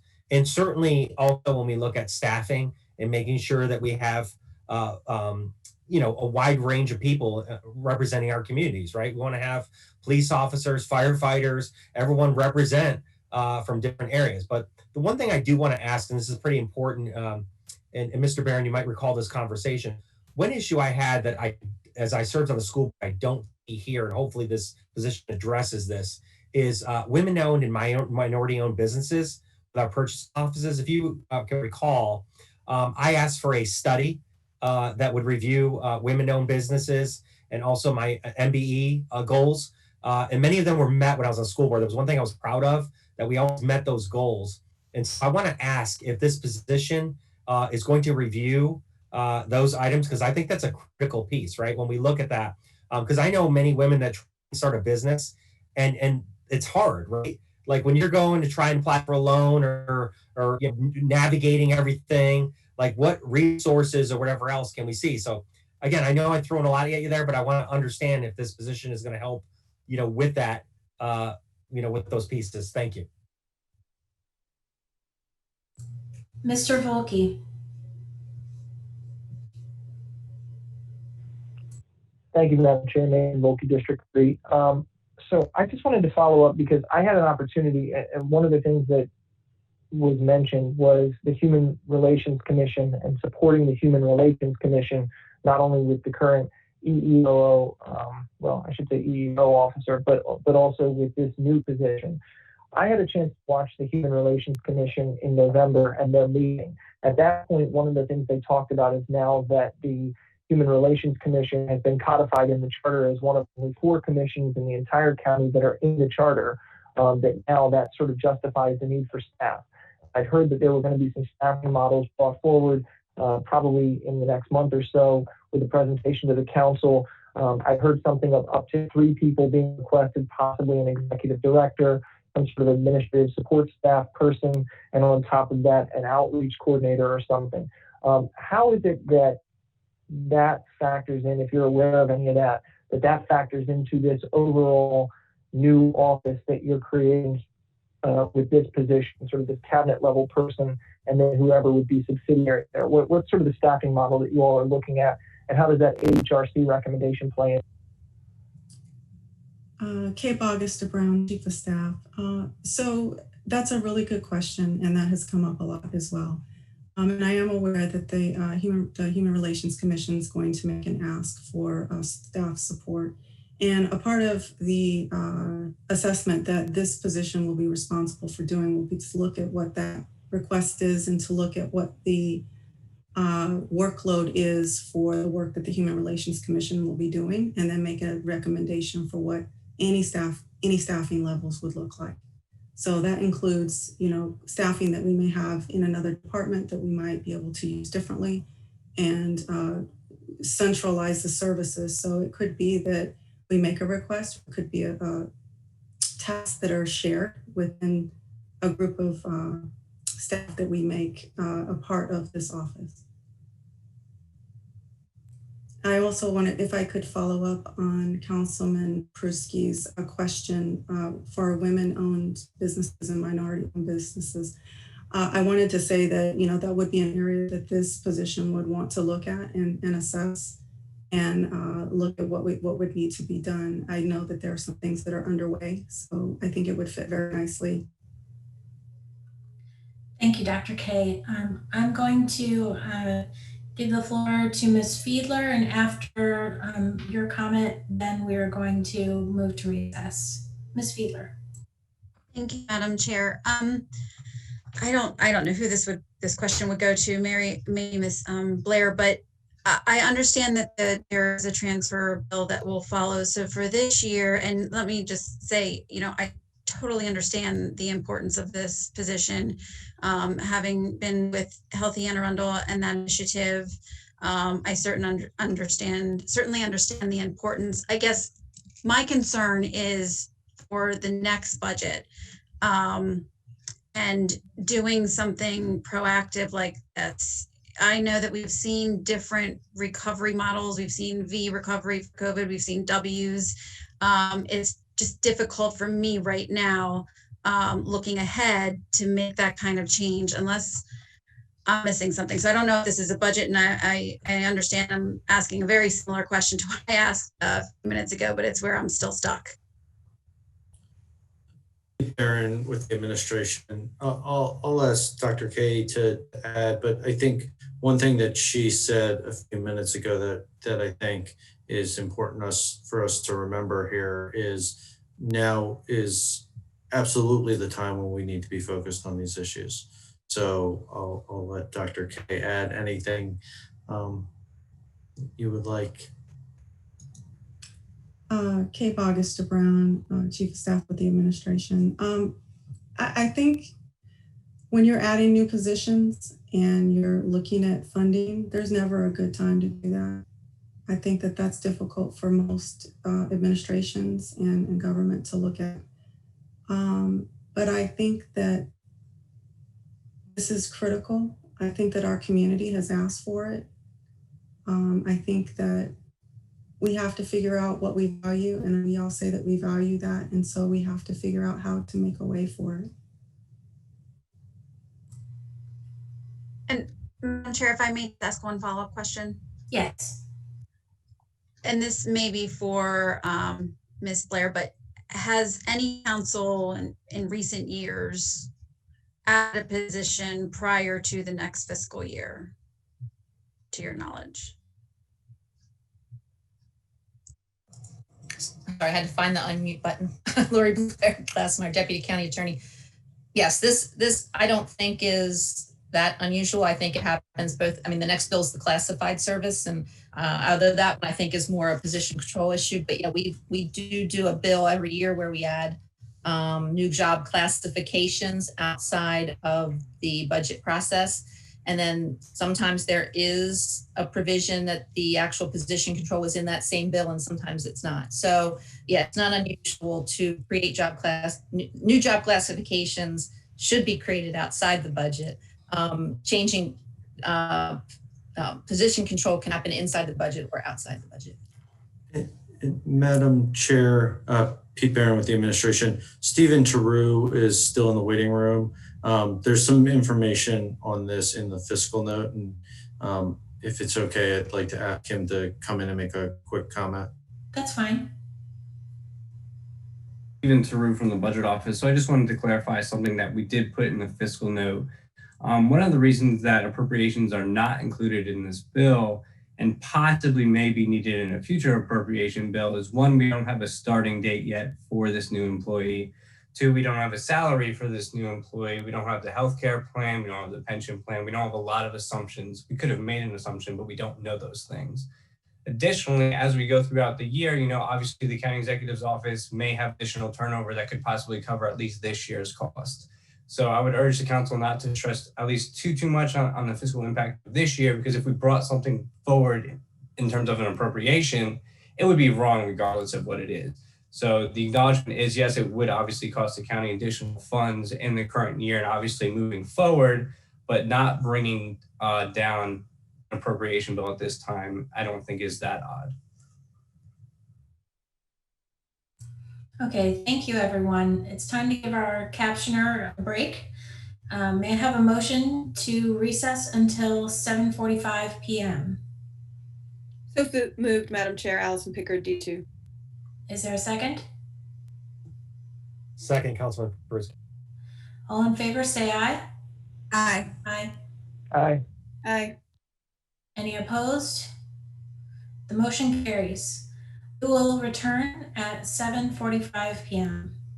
Thank you, everyone.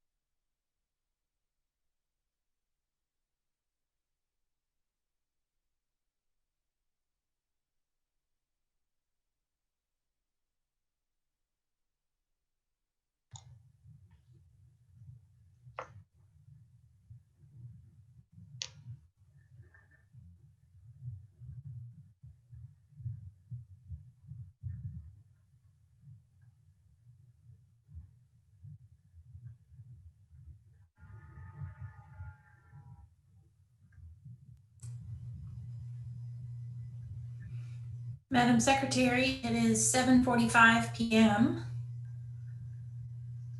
Would you like to call the roll or wait another minute? I see. Oh, I believe Ms. Fiedler is back. I believe we can proceed with the roll call. Please do. Ms. Fiedler. Aye. Ms. Rodvian. Present. Oh. Aye. Ms. Hare. Present. Ms. Pickard. Present. Ms. Wilkie. Present. Mr. Pruski. Still here on Zoom. Ms. Lacy. Present.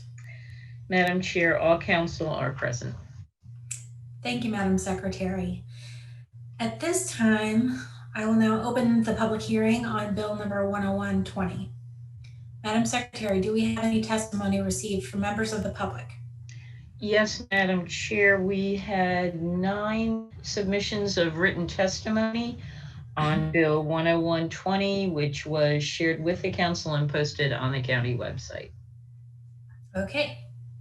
We will now hear from members of the public who signed up ahead of time.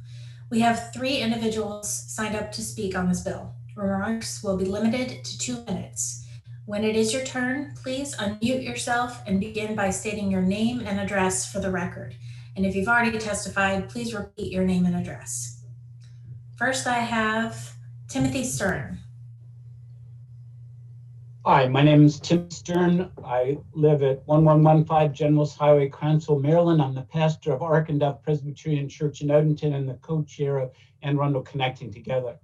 I'm pleased to be here tonight to speak in favor of 101-20, creating an exciting position entitled Director of Equity, Diversity, and Inclusion. Isabel Wilkerson, in her book Cast, likens our American landscape and system to an old house with stress cracks, bowed walls, and fissures in our societal foundations. She uses the phrase caste system to describe our disfigured and unjust social and political structures. Race and racism do the heavy lifting in our culture, and because of that, people of color are denied opportunity, and people of all skin hues suffer from the lack of equity. We don't like looking at the water and the mold in our American basement, but to ignore the situation is to our own peril. We've been talking about race and racism in our congregation for 2 decades and for ACT for 4 years. And what I notice is that white Americans are very comfortable with talking about how far we have come in fixing the old house, our original sin, as Jim Wallace has put it. And Black and brown Americans prefer to focus on how far we still need to go to create the beloved community in our nation. That is why we need a director of equity, diversity, and inclusion. Because white people were born into this old house and benefit from the way it was built, we don't see things that our sisters and brothers of color see. Racism is in the water, but we can't taste the mold. Racism is in the air, but we can't smell the putrid fumes. At the same time, our Black and brown neighbors are besieged by microaggressions and crushed by unjust structures and practices. Ibram X. Kendi has written extensively on anti-racism. He prefers to focus on action and behaviors as opposed to labels. When you're working to create equity in our world, you are engaging in anti-racist behavior. When you don a white hood, or more importantly, when you stand silent in the face of an unjust culture, you're engaging in racist behavior. I urge Pastor Stern, please conclude your remarks. I urge you to vote in favor of 101-20. It's an act of anti-racist behavior. It's an act of inclusion. It's a step toward repairing this cracked old house. Thank you. And thank you for joining us this evening. Stephen Waddy.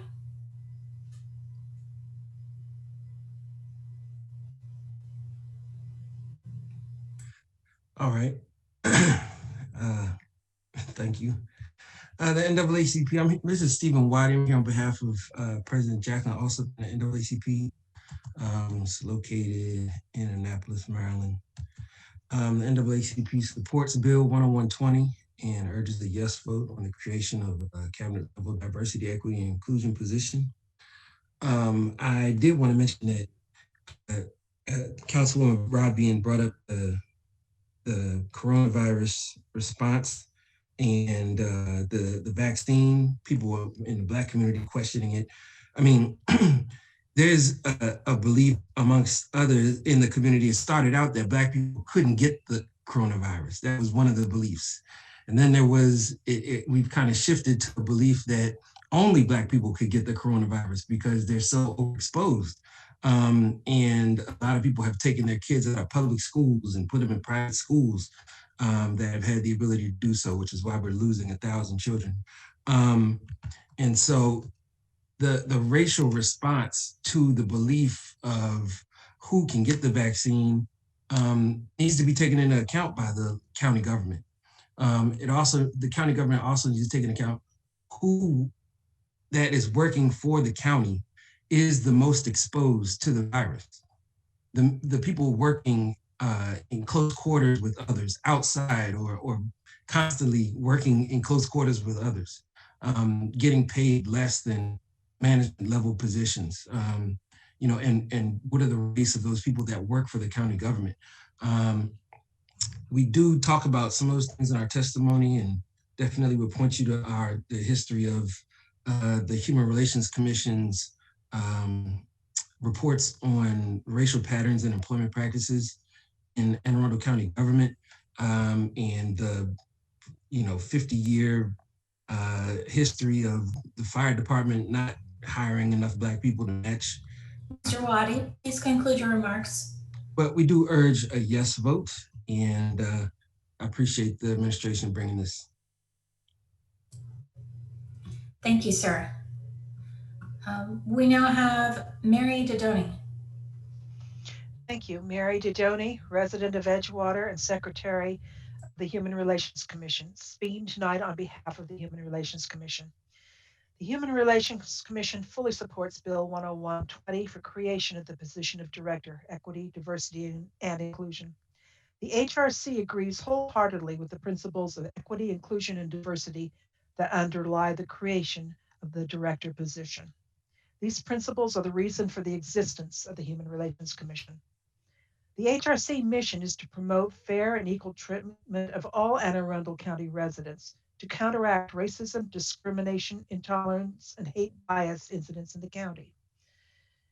The county code lists 11 powers for the Human Relations Commission. Those powers include, but are not limited to, discrimination in housing, and the list ends with, quote, cooperate with federal, state, and local commissions, agencies, organizations, and groups, close quote.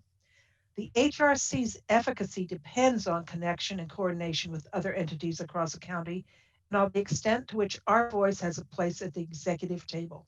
This bill provides a path to both coordination and combined votes. This is essential if the HRC is to be effective as a commission.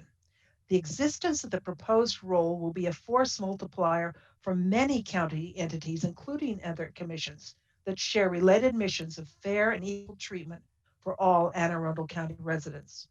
Over the last 18 months, the County Council has voted several times to strengthen the Human Relations Commission. We ask you not to undercut that effort now by denying this essential position. Thank you. And thank you. Thank you to all our speakers for joining us tonight. The public hearing on Bill number 10120 is now closed. Madam Secretary, please read the title of Bill number 10120. Number 10120, an ordinance concerning personnel exempt service director, equity, diversity, and inclusion. Is there any further discussion? Ms. Hare. Thank you, Madam Chair. Jessica Hare, District 7. I had one question that just came to mind, given all this talk about being a liaison and I'm sort of looking at policy countywide, talking about women and small businesses, MBE, things like that. Is there any thought from the administration on some sort of documentation or specific reporting or metrics that this director might also provide to the council? Because I think that might be helpful for the council to understand exactly what this person is doing on an annual basis and how we're seeing metrics met in the county, or, and particularly from a budgetary standpoint, how money is getting spent. Is that maybe a little bit too in the weeds at this point, but is that something the administration's considered at all? Madam Chair. Go ahead. Pete Barron with the administration. I think the administration would continue our practice of allowing council members to converse with any member of the administration to help inform on issues like that. I'll ask Dr. K to speak specifically to some of the metrics work. I think she alluded to some of it in her comments. Thank you very much. Kay Augusta Brown with the administration.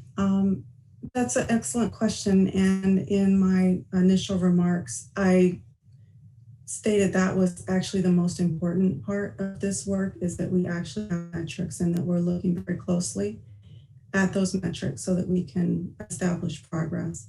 In the very beginning of setting up these assessments in programming, the progress will be more on the lines of the operational and process metrics. But once we have things in place, I expect that we'll be able to look at a cadre of metrics that will demonstrate whether or not we're making progress towards the efforts that we lift up and identify as important to this work. Sorry, I hit my stop video button instead of my unmute button. Thank you very much. So is that something that you'd be then willing to share with the council at the appropriate time? Kay Augusta Brown for the administration. I think we're open to sharing this work because this is the work that all of us must do. So I think the answer is yes. Okay, thanks very much. Mr. Volke. Thank you, Madam Chair. Nathan Volke, District 3. Before we vote, I just want to make a couple comments from my perspective on this bill. I think what the bill does is it forces all of us on the council to appear tone deaf in one way or another. We are either going to vote for this bill and appear tone deaf to the tens of thousands of residents that we have in the county who are out of work, who are struggling, and who later this evening we're going to pass additional legislation and additional funding to try to assist and help get through this winter in the midst of the pandemic. On the other hand, if we vote against this legislation, we're going to appear tone deaf to the entire last 6, almost 7 months of calls from our constituents across the county for efforts to address racial justice and to move forward in our society, addressing some of the systemic racial issues that we've been addressing for decades. With that said, I do think it's interesting that the county 3 years ago created the Equal Employment Opportunity Officer, who I believe had a very similar mission to what this position was intended to do. Apparently that did not happen, and apparently that has not been sufficient, that position, to do this. Now we're looking at potentially creating this position and maybe some additional positions down the road. I recognize that there's no funding being asked for in this particular bill, but I also am not naive enough to believe that the funding request is not coming on the heels of this particular bill. Just continue to view this as what I will call another step toward the Montgomery County, sort of Montgomeryization of Anne Arundel County, because it seems that they have now become the peer jurisdiction that we look to for all the legislation that's coming out of the fourth floor. And so this continues to be another step toward that. With that said, I think that this particular bill puts all of us in the position of having to make a choice, and that's what we're here to do, and we'll make those choices. But I think it's important that if anybody is watching and paying attention to how we vote, that they recognize the conflict that exists within each one of the votes that we take and the two sides that we have to balance and weigh. Ms. Rodvian. Thank you, Madam Chair. Lisa Rodvian, District 6. I could not disagree more with my colleague's first part of his statement. I think having this position as we face our recovery could not be more important, as every community within our county has been impacted differently and will need to recover in a different way. Some parts of our county have been devastated by job loss. Others have been devastated by high numbers of fatalities and may need focus on counseling, on family services, on recovering from the loss of their own personal full health. I think we just can't underestimate the power of being able to look at even a recovery from the different perspectives within our county. I even think of within the city of Annapolis. You know, I think about how the Latino community in Annapolis was hit very hard, very early by often living situations where people were living larger numbers in small spaces. I think about how devastating the COVID pandemic has been to the African-American community in terms of hospitalizations and fatalities. I think about how many folks within the restaurant industry who are from, you know, a range of races who have been impacted by job loss, but also at the same time by ongoing exposure. So I think that this is a critical time to be looking at different perspectives. I think about people who, you know, have certain disabilities and think about the mental health aspect that we will need to be part of our recovery. So I actually could not disagree more that I think that this is important in terms of making a strong recovery and in response to the ongoing calls for racial justice in our county and across the country. Ms. Pickard. Thank you, Madam Chair. Allison Pickard, D2. I think my colleague, Ms. Rodvian, said it very well, and I will just reiterate what she said. Arundel County can no longer be tone deaf around the interconnection between racial injustice and income disparity. End of story. It's all interconnected, all of it. And this is one step that creates a position that moved this county forward. We haven't even funded it yet based on revenue projections going forward. We'll have that conversation in the coming months. So at this point, I'm a yes, and I hope we have 7 yeses today. Thank you. Ms. Hare. Thank you, Madam Chair. Jessica Hare, District 7.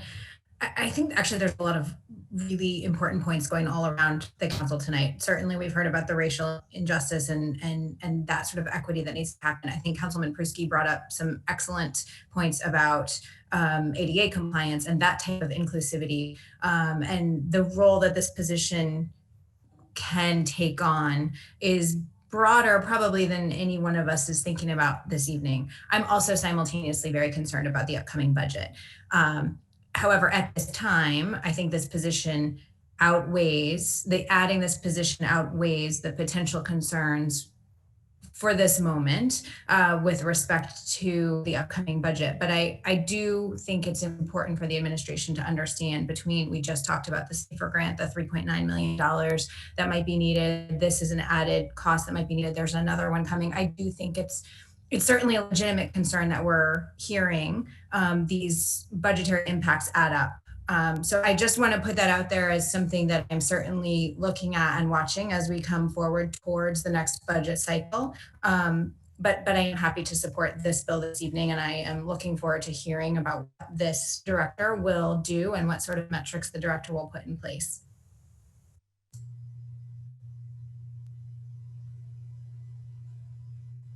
Anyone else? Okay. Madam Secretary, please call the roll on bill number 10120. Ms. Fiedler. Aye. Ms. Rodvian. Aye. Ms. Hare. Aye. Ms. Pickard. Aye. Mr. Volkey. Aye. Mr. Pruski. Aye. Ms. Lacy. Aye. 7 in the affirmative, none in the negative. Bill 10120 is passed. Thank you. Madam Secretary, please read the title of bill number 10220.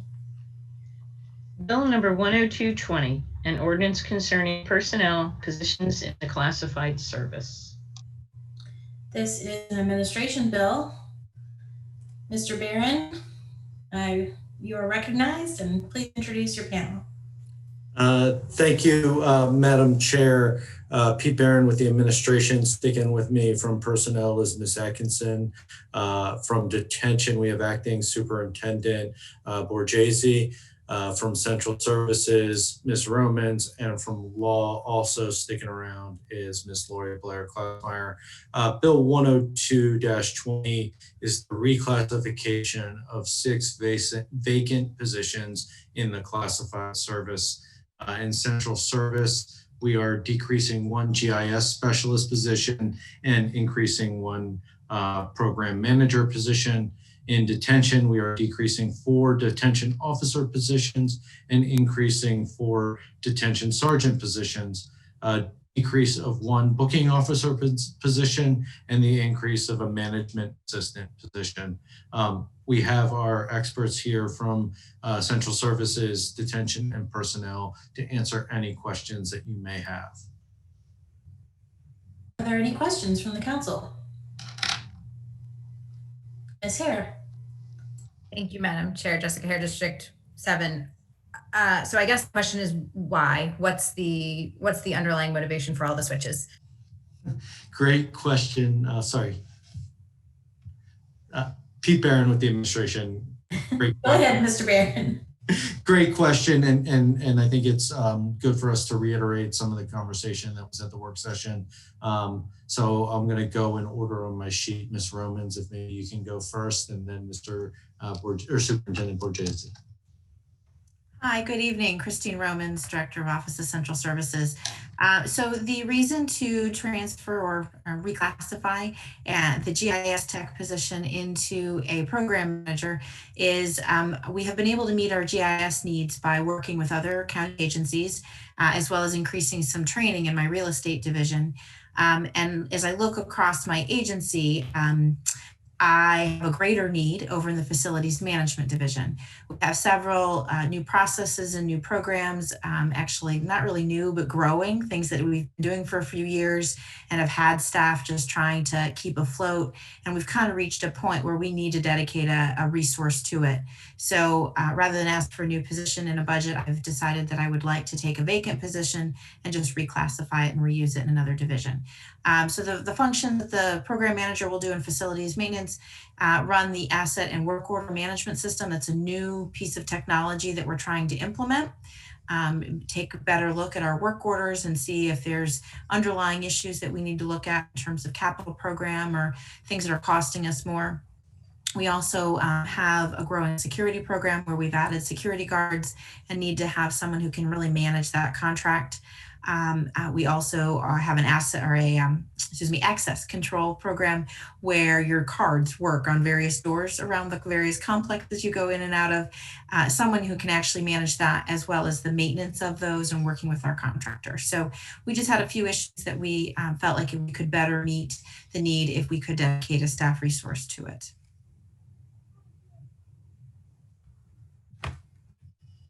Mr. Barron, did you want to also call on Mr. Borghese before we go to more questions?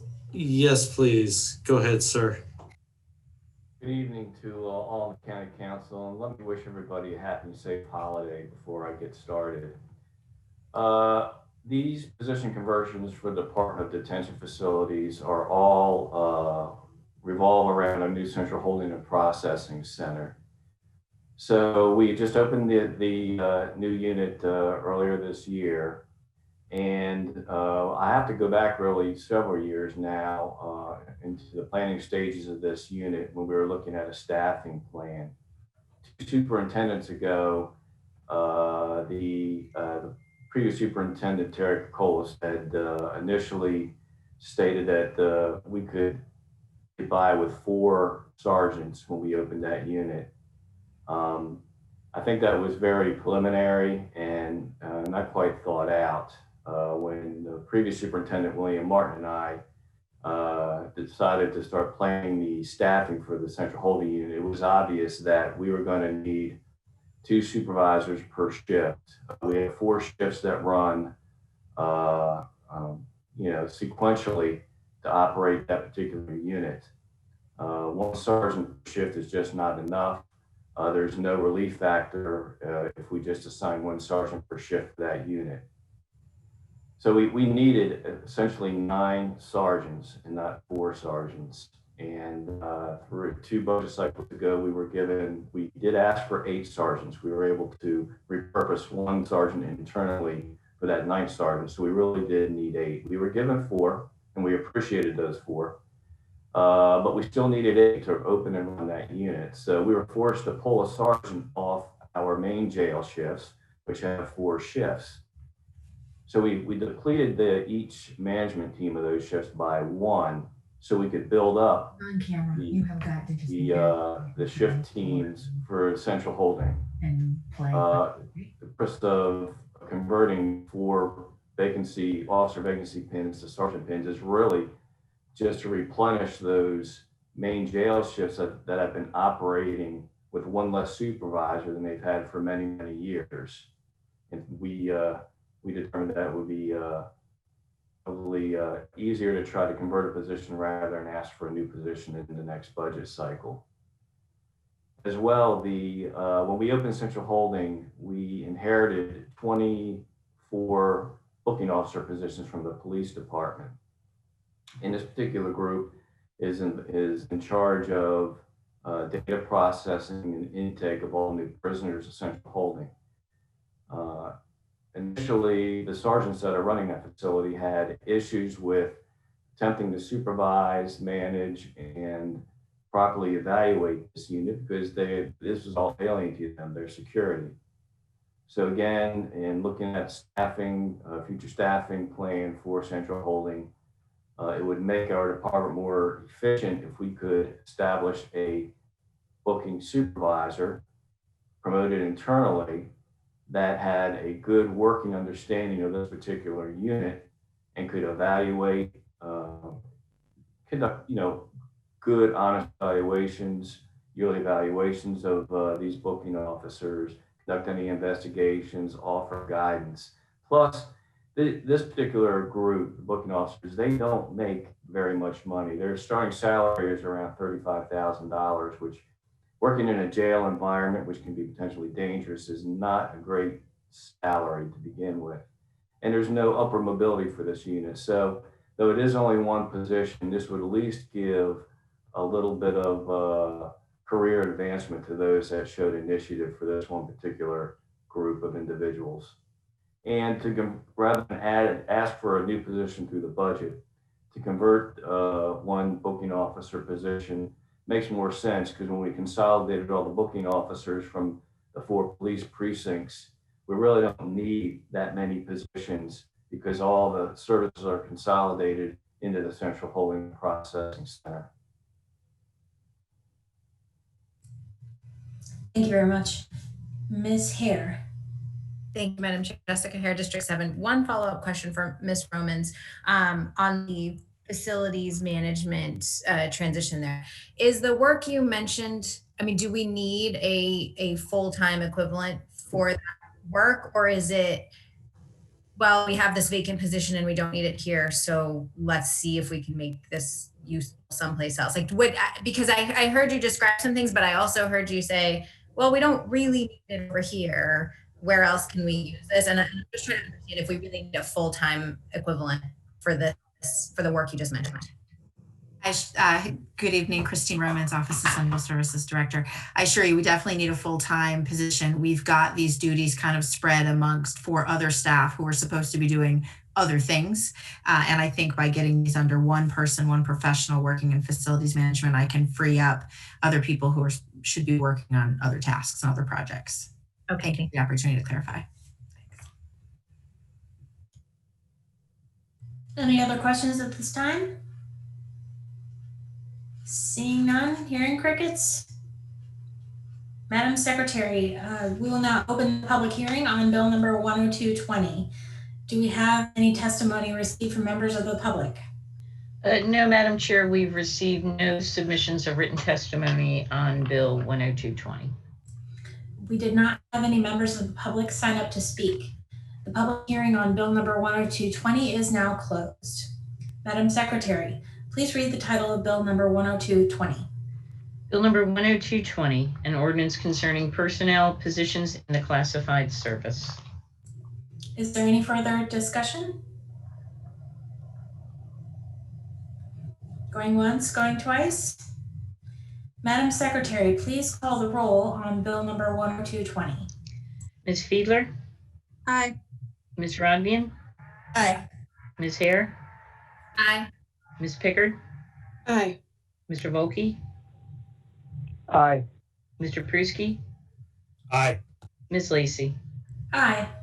7 in the affirmative, none in the negative. Bill 10220 is passed. Madam Secretary, please read the title of bill number 10320. Bill number 10320, an ordinance concerning payment in lieu of taxes, Brock Bridge Landing, Jessup, Maryland. This is an administration bill. Mr. Barron, please proceed. Thank you, Madam Chair. Pete Barron with the administration. Joining me from ACDS is Ms. Koch, from Budget, Mr. Hasim, from Finance, Ms. McQuaid, and from Law, Ms. Kenny. Bill 103-20 requests your approval for a payment in lieu of taxes agreement for a new affordable rental community to be built in the Jessup area. It's referred to as Brock Bridge Landing. The proposed project will consist of 6 two-story townhome structures, which will contain 38 rental units. This project is being financed through a combination of low-income housing tax credits, state rental housing production funds, and county home funds, allowing the developer to provide units affordable to households at 60% and below the median income. In order to leverage the funds available from the private first mortgage to make this project feasible, the developer is requesting a reduction in property taxes by approximately 50%. By lowering the annual operating costs for this project, the developer is able to maximize the private funds available from the first lender, making the project financially feasible. The 10320 approves an agreement with the developer that in exchange for lowering the property taxes, the developer agrees to provide 38 affordable units for the next 40 years. We hope you will move this bill tonight. Happy to answer any questions. Thank you, Mr. Barron. Speaking as Sarah Lacy, council member for District 1, I'd like to say I support this bill and I hope that all of my colleagues will as well. I think this project is a wonderful example of the kind of affordable housing projects that can be built to a high level of quality and that can help folks of a range of incomes be able to share a quality of life that is enjoyed by other residents across the county. And I think that this project also includes at least 1 unit, maybe it's 2, that are ADA accessible, already built in. And there's supposed to be a community room type facility, I think also, that the developer has said will be available at no charge to the community to use. So I am very, very pleased with this project. It's the same one you may have heard me mention Brock Bridge at a few other instances, because we have brought bills to make tweaks that would allow this project to go forward. And I hope that we can see that done as well in other areas of the county. Does anyone else have any remarks or questions at this time? Ms. Pickard. Thank you, Madam Chair. I just want to echo my colleagues' sentiments, and having delved into affordable housing during the last 2 years, the financing is absolutely mind-boggling. And to get this project off the ground, it's frustrating that it's so hard, but it's also so exciting to see units coming online in Anne Arundel County that will be serving those at 50% and below average median income. So while I don't profess to be an expert on the financing of low-income housing, I know from my experience that it is so crazy complicated and extremely hard and competitive to get LIHTC credits. So I hope everyone will move this forward so we can get this project off the ground and get people who are most in need and most challenging to housed in beautiful, new, safe housing. So thank you. Mr. Folke. Thank you, Madam Chair. Nathan Volke, District 3. Last year, when we had Bill 6719 come in front of us for a pilot on homes on the Glen in Annapolis, I was the only one to vote against that because philosophically, I have a hard time getting my mind around subsidizing this as a pilot. With that said, I expect tonight to vote consistently with how I voted the last time. So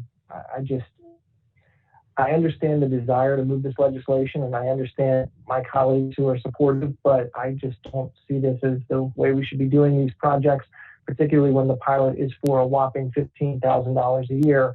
I think it sets an interesting precedent that it looks like we're going to continue using. This is now the second time in 2 years that we've seen this. Mr. Barron, would the administration like to respond before we move to the public hearing? The administration finds this to be a useful tool. Okay, we will now open the public hearing on bill number 10320. Madam Secretary, do we have any testimony received from members of the public? No, Madam Chair, we've received no submissions of written testimony on Bill 10320. We will now hear from members of the public who signed up ahead of time to speak. We have one individual signed up. Remarks will be limited to 2 minutes.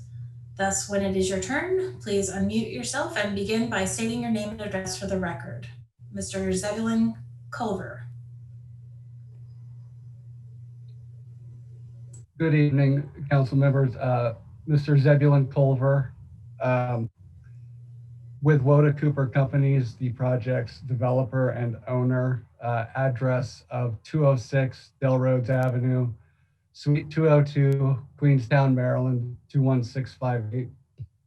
And just wanted to thank all members of the council for the work and attention that you've paid to this project since its inception, and learning and understanding the intricacies of the tax credit program as we look to bring much needed affordable housing to Anne Arundel County.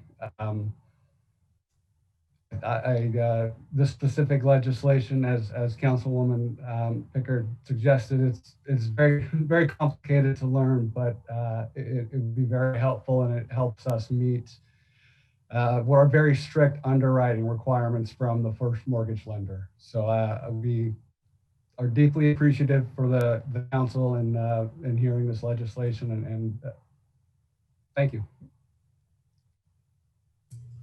Thank you, Mr. Culver. The public hearing on bill number 10320 is now closed. Madam Secretary, please read the title of bill number 10320. Bill number 10320, an ordinance concerning payment in lieu of taxes, Brock Bridge Landing, Jessup, Maryland. Is there any further discussion? Ms. Rodvian. Thank you, Madam Chair. Lisa Rodvian, District 6. I really just want to add to the chorus of thanks for folks who've worked on this. We've got a huge need for affordable housing, and every piece of legislation helps, just take a little whack at that need and make it a little bit smaller and gets a few more people with good, safe roofs over their heads. So thank you for your work on it. Okay, this is Sarah Lacey, District 1. I have a question that is probably for Ms. Koch. Could you illuminate for us why the county would enter into any pilot agreement in an affordable housing case? Is it something that shows the county sort of has a stake in the project or the long term? Kathy Koch, Executive Director for Arundel Community Development Services. And yes, I'm going to say yes to your question. And the thing is that it truly, truly makes it financially feasible. As you have said, Chairman, and also Councilman Barrett has also said, it's incredibly complicated to make these projects work. And so in order, every little piece of financing is needed to make that happen. And it's really crucial. The beauty of this project is it does bring in a first lender. It does bring in private financing. But just by reducing these property taxes, we're able to make sure that private lender is at the table and coming with the most amount of dollars that he can bring to the table. So it's crucial. And a follow-up, is it the private lender that requires a pilot as a condition of financing, or is that another party that can require that? No, it's really, they need us to bring down the operating cost, and the developers are doing everything they can to bring down all line items of the operating cost. And this is one guarantee that they can plan on, and it's a guarantee of what the taxes will be. Thank you. Does anyone have any other questions or discussion? Okay.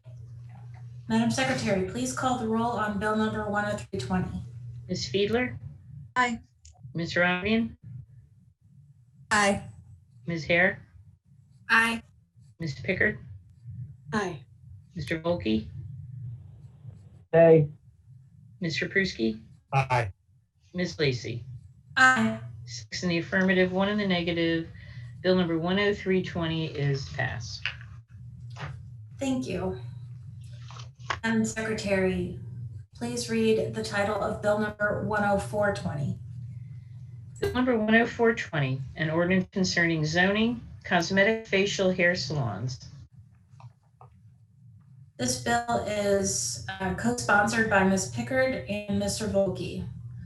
Ladies first, Ms. Pickard. Thank you, Madam Chair. Bill 104 is well, I hate to use the term simple bill, but it is just that. We've seen a couple bills in the last few months of similar ilk. Existing law allows cosmetic facial hair salons as permitted use in the commercial zoning districts. Bill number 10420 expands the locations in which these salons are allowed. Specifically, the bill allows cosmetic facial hair salons as auxiliary use in W1 and W2 industrial districts, a permitted use in mixed use zoning districts, a permitted use in small business zoning districts, and a home occupation. So it's just adding, it's sort of modernizing the code to a service that is currently exists in the salon world. And we also had, Mr. Volkey and I both were contacted by a constituent that is looking to do this sort of, have this sort of service out of her home business. So with that, we worked with Ms. Schuett and the Office of Law to make sure that we crossed our T's and dotted our I's, and I just ask everybody to vote affirmatively on this bill. Thank you. Mr. Volkey, do you wish to add anything? What Ms. Pickard said. Thank you. Mr. Barron, would you like to offer any response or comments from the administration? Thank you, Pete Barron with the administration. For any questions we do have Ms. Say from OPZ and Ms. Blair Klossmeyer from Law, I'll just echo what Ms. Pickard said. Well, gosh, this is easy. Does anybody have any questions? Okay, we will now open the public hearing on bill number 10420. Madam Secretary, do we have any testimony received from members of the public? No, Madam Chair, we've received no submissions of written testimony on bill 10420. Thank you. And we did not have any members of the public sign up to speak. Therefore, the public hearing on bill number 10420 is now closed. Madam Secretary, please read the title of bill number 10420. Bill number 10420, an ordinance concerning zoning, cosmetic facial hair salons. And is there any further discussion?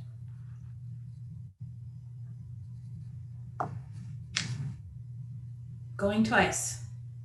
Okay. Madam Secretary, please call the roll on bill number 10420. Ms. Fiedler. Aye. Ms. Rodvian. Aye. Ms. Hare. Aye. Ms. Pickard, Aye. Mr. Volkey, Aye. Mr. Pruski, Aye. Ms. Lacy. Aye. 7 in the affirmative, none in the negative. Bill 10420 is passed.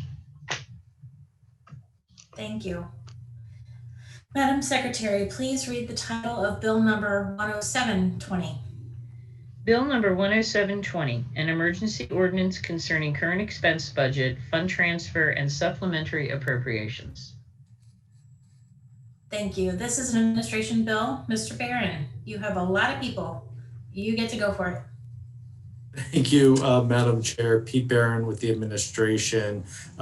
Joining me is our acting budget officer, Chris Trumbauer, and Mr. Taru from budget, from finance, Ms. McQuaid, from transportation. I think we are going to have Ms. Belk. From the partnership, we have Ms. Brown and Ms. Vansker. From the state's attorney, we have our state's attorney and yours, Ms. Ankolt-Litis, and Ms. Daigle. From community development, sticking around is Ms. Koch. From workforce is Mr. Murray. And from law, Ms. Blair Klausmeyer is here. This may be the most people we've had on a bill.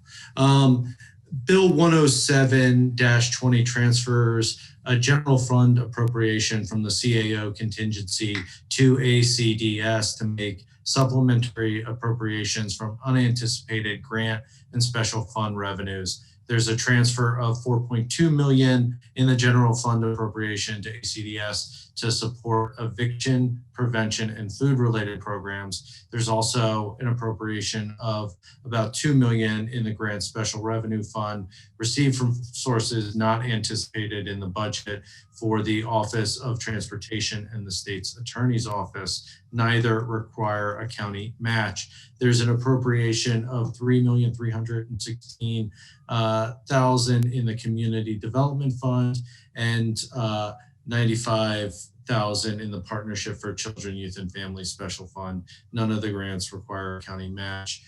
We have reps from the various departments to answer any questions. I do want to flag that we are going to be bringing 2 amendments. The first amendment will align some grant dollars to the exact amount, and the second amendment will add an additional $2 million to the humanitarian assistance program run by Workforce Development, and to assist and provide direct aid to workers impacted by the pandemic and the associated economic impacts of it. I'm seeing now that Mr. Robinson from Transportation has also joined us. So with that, happy to answer any questions the council may have.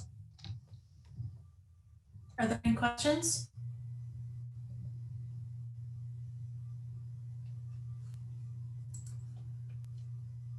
Sorry, I have to switch my screen again. There's so many people on here, just to be sure. Okay, we will now open the public hearing on bill number 10720. Madam Secretary, do we have any testimony received from members of the public? No, Madam Chair, we received no submissions of written testimony on bill 10720. We did not have any members of the public sign up to speak. Therefore, the public hearing on bill number 10720 is now closed. Madam Secretary, please read the title of bill number 10720. Bill number 10720, an emergency ordinance concerning current expense budget, fund transfer, and supplementary appropriation. Thank you. And is there further discussion? Mr. Volkey.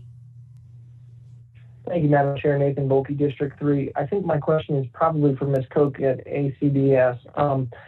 I've been going back and forth during the meeting with Mr. Gosselin, who I believe is on the board, about this particular bill, but the appropriation. And I've also been going back and forth throughout the meeting with Ms. Lori Blair Klausmeyer about possible amendment to this bill. But I may be able to shorten up the process and not have an amendment if I can just understand this from ACDS's standpoint. What I've heard is that there is a commitment from ACDS that the money received on the eviction relief program or the eviction prevention program goes directly to the landlord. It's not paid to the tenant. Or if you're to pay a utility or anything like that, you would pay the utility directly. Is that understanding correct on how the program works? Yeah, Kathy Koch, Executive Director for Arundel Community Development Services. Yes, Councilman, it's not only a commitment, it's a policy, it's a procedure, it's what has to happen. The payment must go to the landlord or to the utility company. It does not go to the tenant. It then is categorized as income, and that's not how we process our vendor payments. So it will go directly to the landlord. The landlord has to issue a W-9 to us, and we will issue a 1099 at the end of the year. So it's not just a commitment, it's an actual policy and procedure. Okay, thank you very much. Nathan Volke, District 3 again. In the auditor's blue letter, she had indicated that there was, I don't want to say a disagreement, but that there was, I guess, not agreement between the county and ACDS on program requirements. What exactly did that mean? Kathy Koch, Executive Director from Arundel Community Development Services. I'm not quite sure I understand that comment or question. Sure, I'll try to be more clear. Thank you. Yep, Nathan Volke, District 3. I'm on page 8 of the auditor's blue letter. It appears to be the second to last paragraph on the page before the bulleted numbers. As the transfer of $4.2 million from CAO contingency account to CAO Community Development Services will be granted to ACDS. While the administration and ACDS have not yet signed the terms and conditions on spending these general funds, ACDS plans to spend the funds on the eviction prevention program and related administration costs. So what does that mean if we're giving you money and we're not exactly sure how it's going to be spent? I guess that's probably a better way to ask the question. This is Kathy Koch, Executive Director for Arundel Community Development, and Susan, I will turn it over to you. But I think the question is, has a subrecipient agreement and the actual contract between the county and the vendor, who is ACDS, the subrecipient, been established and signed yet? No, it has not, because that wouldn't be done into the appropriation done by the county council. Once the appropriation is approved, then we will move into finalizing what that contractual arrangement will look like. What we will be doing is eviction prevention is a program we've had in place since April, and the policies and procedures are well defined and also defined by the various funding sources that are available for that program. Also, the food assistance is something that we've been, the whole process, the supply of the food and the distribution of the food has also been in place since early on in this pandemic, and funds made for that will continue along those same lines. Madam Auditor? I can confirm that that's what it meant. The subrecipient agreement just has not been signed yet. So until it's finalized, those numbers could shift some, but that is the plan as Kathy had laid out to me. And again, Kathy Koch, Executive Director for Arundel Community Development Services. When we submit a budget to the administration saying how those funds will, we see those funds being appropriated and used within our organization, we stick to that appropriation and spend those funds within accordance with that. I'm sorry. Madam Auditor, did you have a follow-up or no? I was just going to say maybe the administration can speak to that as well. Mr. Barron? I think it's been pretty much covered. Mr. Trumbar, do you have anything to add? Not really, Chris Trummer, Acting Budget Director. I think Ms. Koch summarized it. We don't have an agreement because the money hasn't been appropriated, but what's listed in the blue letter is what our understanding is that ACDS is going to spend it on. That's the intent of it. Mr. Volke. Thank you, Madam Chair. Nathan Volke, District 3. So again, let's go for ACDS's purposes. How much that $1.9 million that looks like it's going to be used on the eviction prevention program is direct aid to landlords on behalf of tenants, and how much of it is legal services, if any? Because I guess there's a legal services component to this too, where there's some assistance to go with landlords, or excuse me, with tenants to fill out paperwork to the district court, things like that. Is that funded in that $1.9 million as well? The description includes legal services, but right now the legal services are being funded through the federal sources that have become available. And so they will be funded through CDBG and ESG, your federal sources available to the county.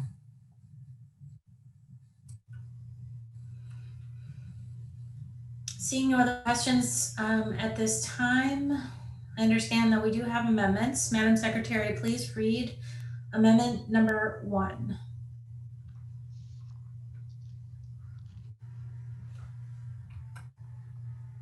Amendment number 1. This amendment comports the appropriations to the amounts of the grants awards. Is there a motion to adopt? And I can't see flags, so please call out. Thank you. Oh, now I can see flags. Okay. Ms. Rodvian. Councilwoman Ravian, D6. So moved. Thank you. Councilman Pruski, second. Thank you. Is there any discussion? Mr. Barron? Thank you, Pete Barron with the administration. This amendment corrects some grant amounts to the actual dollars rather than the rounded. Appreciate you accepting this amendment.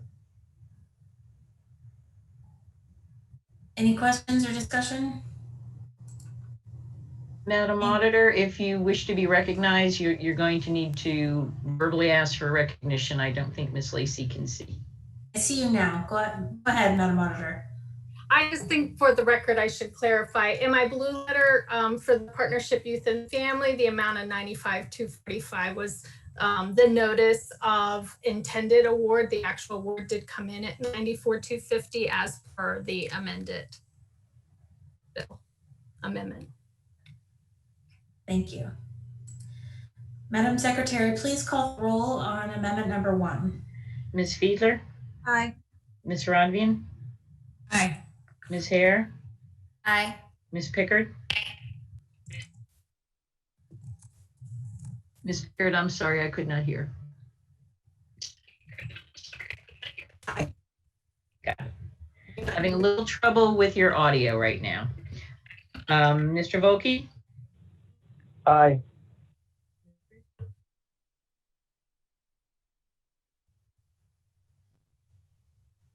Mr. Pruski? Aye. Can you hear me?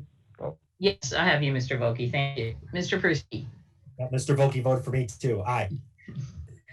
Ms. Lacey? Aye. 7 in the affirmative, none in the negative. Amendment number 1 is adopted. Thank you. Madam Secretary, please read amendment number 2.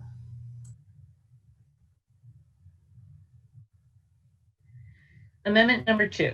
This amendment adds a transfer of contingent funds to the Arundel Workforce Development Corporation. Thank you. Is there a motion to adopt?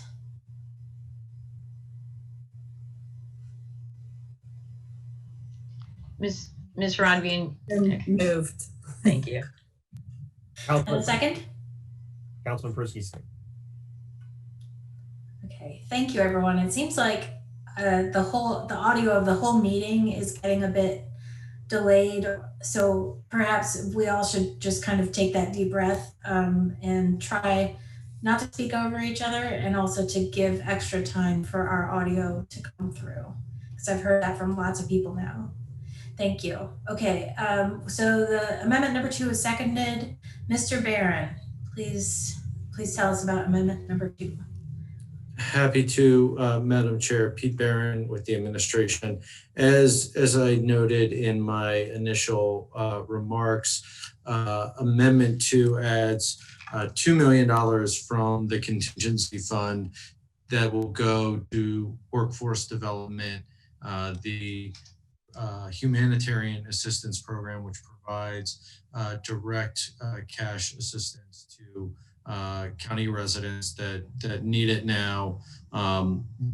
This program or this funding will help continue that program in a similar fashion. Are there any questions? Ms. Hare. Thank you, Madam Chair. Jessica Hare, District 7. Did I understand correctly then, based on the math earlier, if this amendment passes, the CAO contingency then is going to come down to something like $900,000? Pete Barron with the administration. I'm going to turn it over to Mr. Taru or Mr. Trumbauer, who are both shaking their head no. Yes, clearly I have it wrong.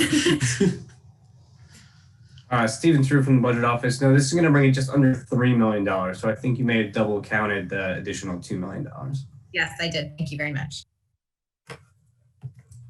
Mr. Volkey. Thank you, Madam Chair. Nathan Volkey, District 3. I just want to confirm that I understand the purpose of this amendment. This is to continue the gift card giveaway program that the county executive was in the paper for this weekend. Is that right? Pete Barron with the administration. Yes, this is to continue the humanitarian assistance program. Okay, and if I can follow up, Nathan Volkey from District 3, are you all keeping track of who's already gotten the gift cards, and are they eligible to receive a second gift card with this newest round of funding? How is that all going to work in terms of program requirements? I'm going to ask Mr. Murray to speak specifically to the requirements of the program. Good afternoon, Kirkland Murray with Arundel Workforce Development Corporation. Yes, individuals who have already received a gift card right now would be eligible to receive another gift card.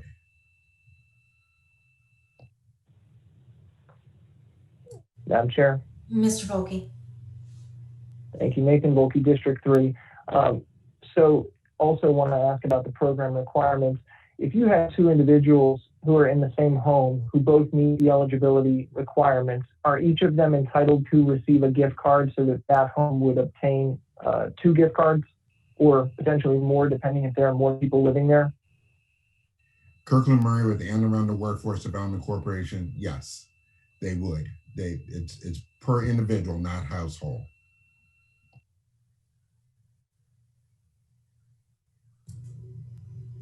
Mr. Volkey.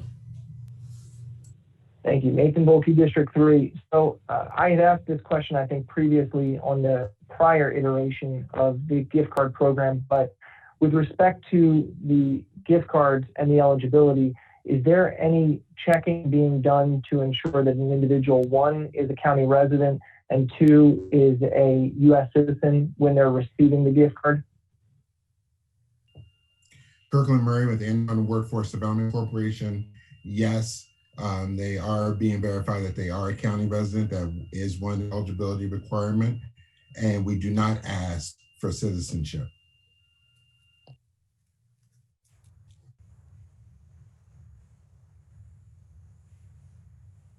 Are there any other questions?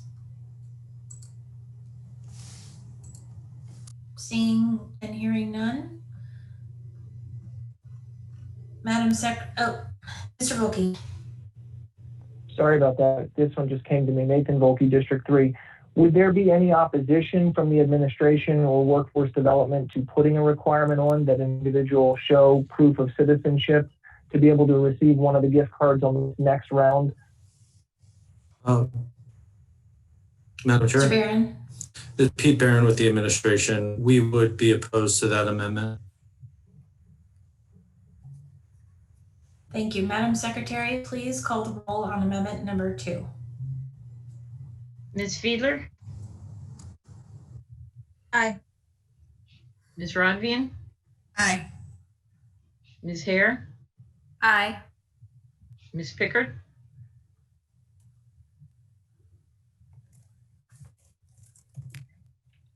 Aye. Thank you. Mr. Volkey? Aye. Mr. Pruski? Aye. Ms. Lacy? Aye. 7 in the affirmative, none in the negative. Amendment number 2 is adopted. Okay, and I believe there are no further amendments. So now's the time for a final discussion. Noting that this is an emergency bill, that means we need 5 votes to pass it. And if there are any other comments, please raise your flag or speak up now. Seeing none. Madam Secretary, please call the roll on bill number 10720 as amended. Ms. Fiedler? Aye. Ms. Rodvian? Aye. Ms. Hare? Aye. Ms. Pickard? Aye. Thank you. Mr. Volkey?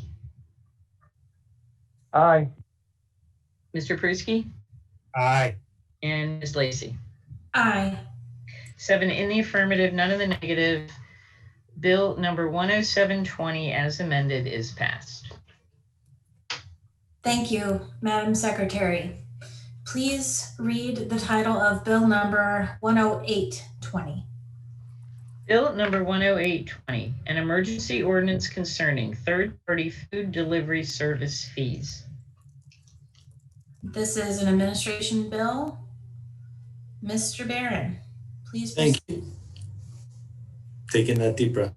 Thank you, Madam Chair. Pete Barron with the administration. I think we go from the largest Zoom panelist to one of the smallest. It will be just myself and our county attorney, Mr. Swain. Bill 108-20 will limit the fees a third-party delivery service can charge our local restaurants to 15%. Examples of third-party food delivery services are apps like Grubhub, DoorDash, or Uber Eats. I think those are the biggest players in our area. The county executive brings this bill before you after conversations he has had with several restaurant owners who have raised the concern of excessive fees charged by these food third-party delivery apps. This concept, the legislation before you, is not unique to Anne Arundel County. Recently, similar legislation has been passed in Washington State, Pennsylvania, Colorado, and this bill is modeled off of DC legislation. Baltimore City recently introduced a bill that imposes the same 15% cap. If the council approves this bill, it will be enforced until the state of emergency is lifted. The problem that we're tackling here is there are about 4 services that control about 95% of the market. Postmates is the one that I had never heard of, but Grubhub, DoorDash, and Uber Eats are the big players. Between those 4, they control about 95% of the market for these third-party delivery apps. Often fees are charged that are about 30% for independent restaurants. And those restaurants have limited bargaining power, especially now. So I'll share a quote that I've seen from a couple of articles, or I've seen this quote in an article, but I've seen several articles about this issue. Considering that the profits at most restaurants are between 3 and 6%, orders through these services amount to essentially giving food away for free or worse. And that was in some articles around a Colorado bill. We hope that you will pass this bill tonight to help our restaurants through these next few months as we try to limit the spread of the virus and encourage people to carry out services. So with that, we're happy to answer any questions. This is an emergency bill, and we hope you will act tonight. Are there any questions from my colleagues at this time? Mr. Volke. Thank you, Madam Chair. Less of a question and more of a comment, but it could be a question too. Do we all agree that the reason the county executive believes this is an emergency bill is because of his decision to shut down indoor and outdoor dining in the county? And so this is his way to try to help those businesses that he's now effectively put out of business? Is that the emergency nature of this bill? Pete Barron with the administration. Councilman Volke, the impact of this pandemic has hurt our restaurant industry greatly. The emergency nature is the fact that many, many people are not going to restaurants, whether or not they're in a jurisdiction with the county restrictions or the restrictions that Governor Hogan has imposed that cap capacity. That is a real impact on this industry. This is an emergency because it needs to, we need to provide some additional assistance to the restaurant industry. This concept came to us through the restaurant industry, and we're bringing it before you now, and I hope you'll support it. Ms. Hare. Thank you, Madam Chair. Jessica Hare, District 7. Mr. Barron, I'm trying to maybe understand how many restaurants are having this issue. I tried to do a little bit of digging about this on my own, and the restaurants I spoke to, in fact, have told me that there are services that they use for a flat $6.99 a month. So I'm trying to understand the scope of the problem in terms of the number of restaurants you heard complain about this and the fees that they were paying that you believe are exorbitant. And I ask this only because I am very, very, very hesitant to insert this level of regulation into business entities who are doing private contracting, and there are multiple entities and there is opportunity for competition and things like that, and just that kind of free market enterprise. And I can't replicate the concern that you're talking about in my own research. So we don't have a study done that I'm aware of that has, I could say that there's 100 restaurants in the county that have at it. I have heard it from a couple of restaurants personally. I know the county executive has. I've also heard from some restaurants that they have been able to negotiate a 15% fee, which is what this bill does. I've also heard from restaurants that they're stuck paying the 30% fee. So if there is businesses that are able to get this $6.99 or whatever you state, they wouldn't be affected by this bill. And the part to your concern, I understand it and I recognize this, and in different times we could have that ideological debate. But this bill is limited to the pandemic, to the state of emergency. So the impact, the 30% or the 15% cap on fees will be lifted upon the state of emergency being removed. Ms. Fiedler. Thank you, Madam Chair. Amanda Fiedler, District 5. Kind of piggybacking on that, since this bill was introduced, I have made quite a few phone calls in the district specifically. I've heard numerous restaurant owners say it's basically a mixed bag, the opinions that I got. So one gentleman deemed it a necessary evil, but of the sole proprietors that I spoke with, the vast majority of them don't sign up for third-party vendors, and they were not even sure if a 15% cap would change that decision. Of owners that I spoke to that had 2 or more restaurants, the vast majority only work with one of those vendors to take advantage of the lower rate. Of course, there were some that were in support of this move, but they were also concerned that there were risks in doing so. And one of those risks that was pointed out, the third-party vendors have to make up the difference somewhere. So if they can't intervene or adjust compensation, will they be letting go of some drivers? And one owner in specifics shared that he went out to deliver some food or inquire on what the name was of the person sitting outside in a minivan with a car full of kid stuff in the back.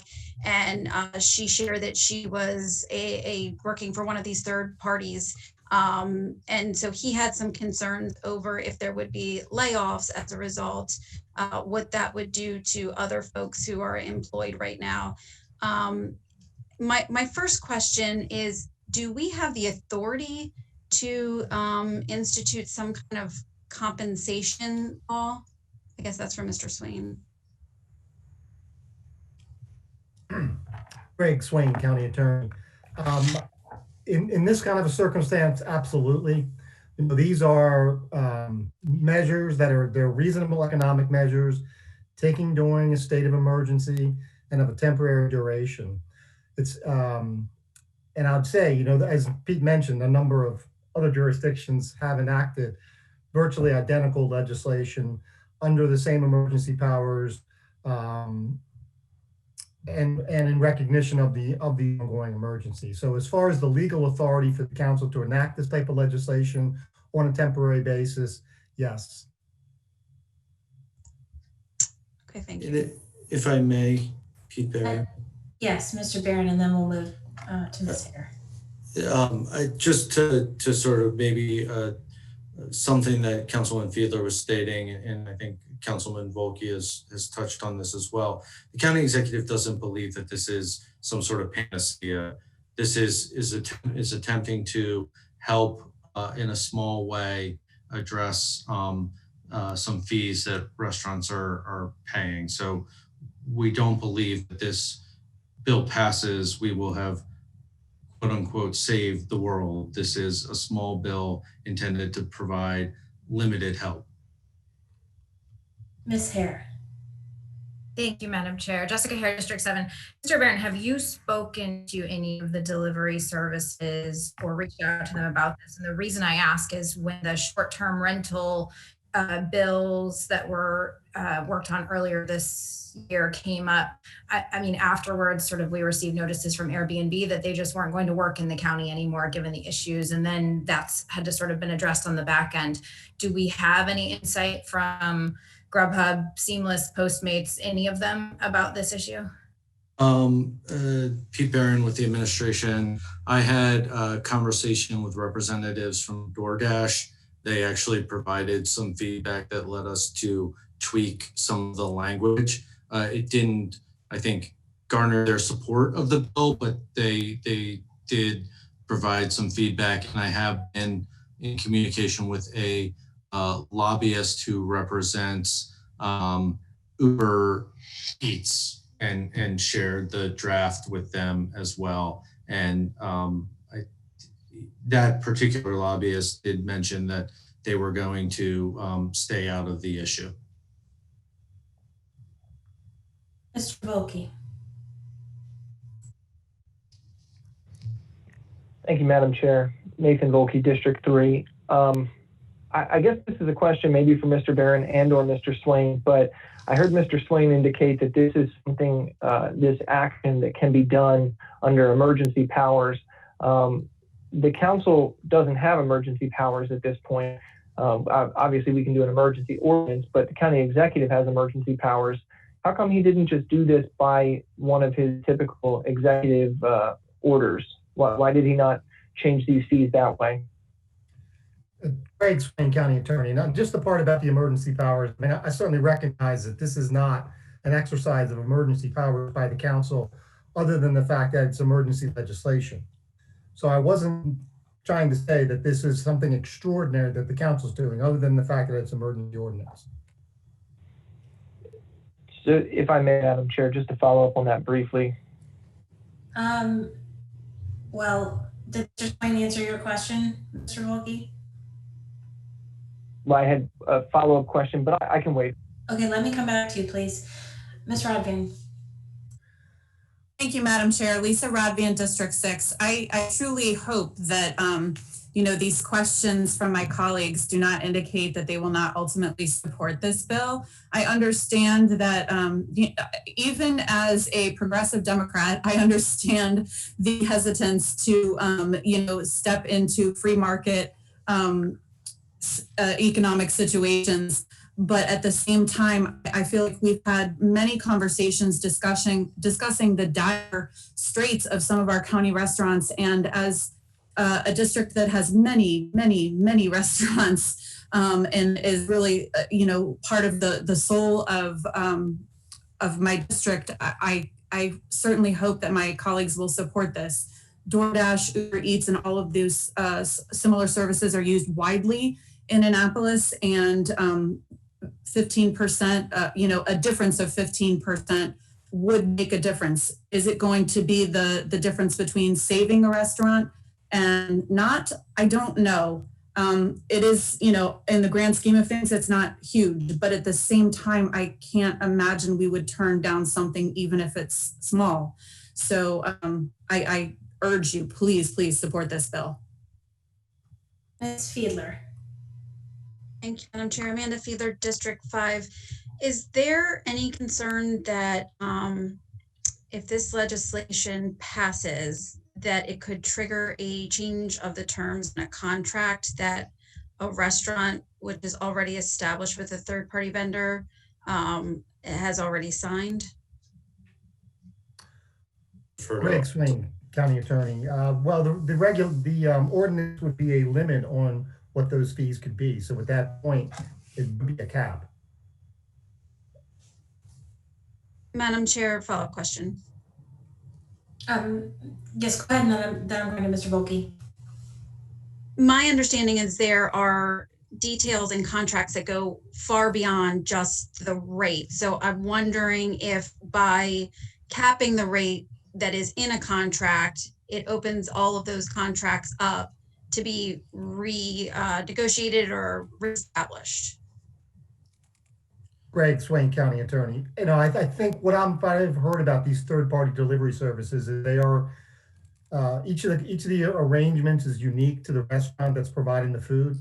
So it's possible that a restaurant may want to, or the third-party provider may want to negotiate some of those terms if the rate itself causes a different application of the remaining terms. That's possible, and the parties could certainly do that. But this legislation is not forcing that. It's only a cap on the fee. And if I may, Pete Barron with the administration, we also did add a clause. It's section 1C that allows a restaurant to agree, strike an agreement with a third-party delivery service for a fee that exceeds the limit in order to obtain optional products or services. So, and it goes on in a little more detail to those. So it might be a little bit beyond your question, but we did want to allow a restaurant, if they wanted to take advantage of some special side deal with one of these apps, to not cut that option off like some other jurisdictions had. In our research, we found that some jurisdictions had included a provision like this, and it was well received by the restaurants. Mr. Volkey. Thank you, Madam Chair. Nathan Volkey, District 3. Mr. Swain, I want to understand the emergency authority of the council versus the emergency powers that have been granted by the council to the county executive that he still retains, putting aside the authority that he has under the governor's orders. Under the authority granted by the council, does the county executive have the authority to institute this kind of price cap on his own? Greg Swain, County Attorney. Well, in this situation, the decision was made to pursue this as a legislative enactment versus an executive action. So we really haven't looked at that. I will say that back in, I believe it was in April, the governor issued an executive order that prohibited price gouging. The first thing we looked at was that executive order to see if its application was broad enough to cover this situation. And it didn't seem that it was, but certainly the intent was to prevent kinds of actions that we've been hearing that led to this legislation. In other words, delivery services charging fees higher than they were charging before the pandemic. So the I do believe that the county executive authority, both under county code provisions as well as the governor's delegation of authority, is very broad. It probably will cover this, but I'm not saying that we've looked at that issue because we made the decision to go with a legislative enactment versus an executive order. Ms. Pickard. Thank you, Madam Chair. Alison Pickard, D2. Is my audio working? No.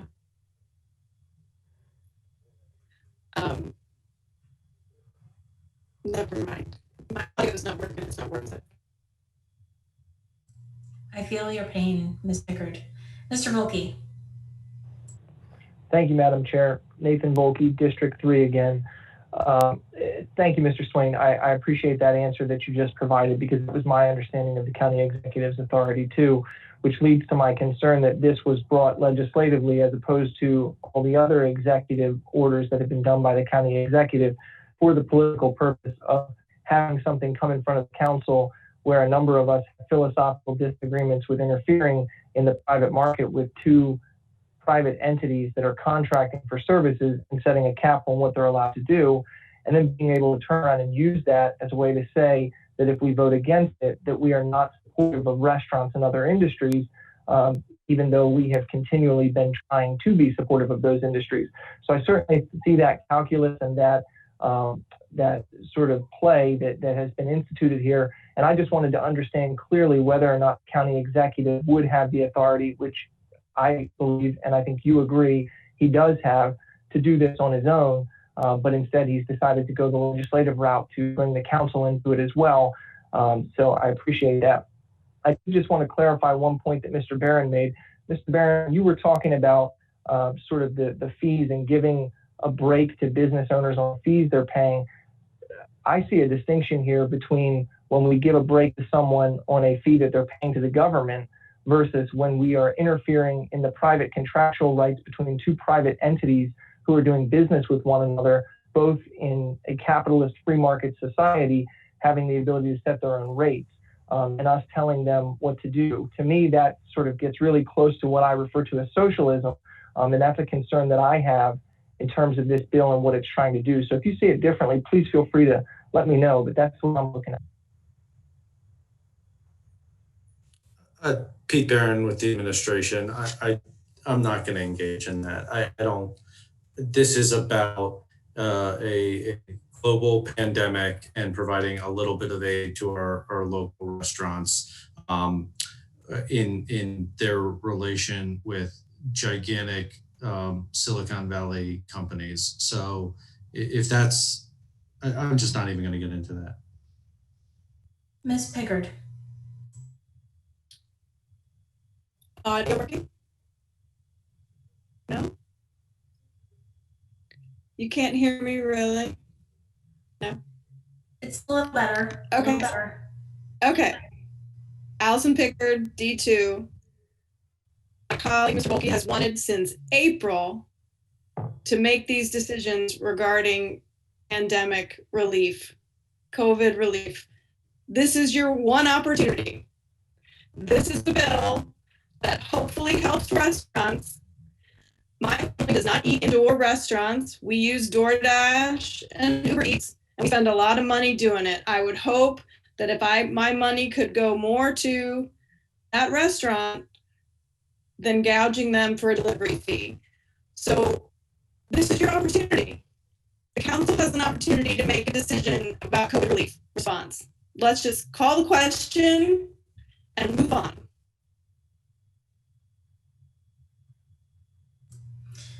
Ms. Pickard, is that a motion or just a discussion point? Motion. Is there a second to Ms. Pickard's motion to call the question? Councilwoman Rodvian, second. Madam Secretary, please call the roll on the motion to call the question.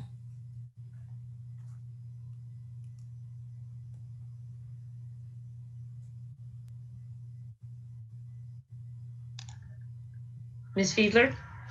Nay. Ms. Ronvian? Aye. Ms. Hare? Nay. Ms. Pickard? Aye. Mr. Volke? Nay. Mr. Pruski? Aye. Ms. Lacy? Aye. 4 in the affirmative, 3 in the negative. The motion to call the question is defeated. Thank you, Madam Secretary. Is there any further discussion? Mr. Volke. Thank you, Madam Chair. Nathan Volke, District 3. I guess just looking similarly, Councilwoman Hare had brought this point up earlier, and I think it's an important point. To what extent has the county executive's office, I know you said that you don't have exact numbers on this, but we've seen Airbnb and VRBO basically pack up and not want to work in Anne Arundel County. We now have an emergency ordinance that was introduced tonight that's going to decrease by 75% the unbelievably high fee that was put into that legislation at $400, now dropping it down to $100 as a registration fee, so that these businesses can actually do work in the county. So to what degree has there been some kind of an assessment by the administration in putting forward this bill as to what impact it will have on these delivery services and whether they will continue operating here in the county? Pete Barron with the administration. I think I've mentioned it a couple of times. We've had some conversations with the app companies. We have had conversations with local restaurants, and we've reviewed many other districts or jurisdictions legislation. This legislation is modeled off of legislation across the country. I have not heard of them pulling out. In fact, I think those companies are doing quite well right now. So as much research that could be done under the circumstances has been done.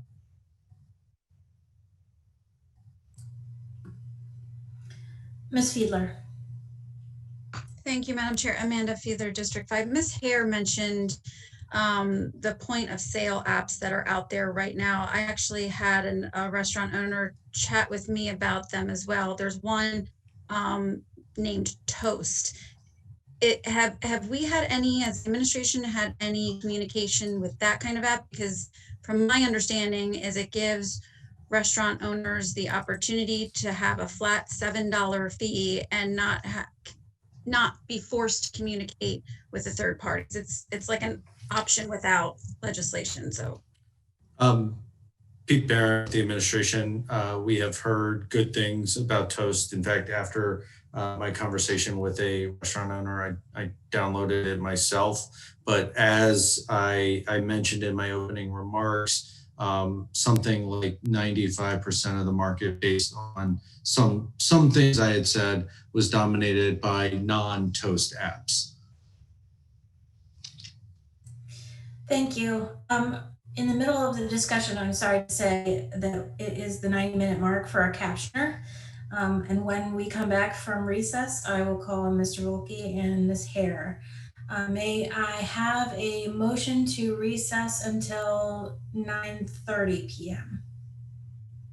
Councilman Rodvian, so moved. Is there a second? Hare, second.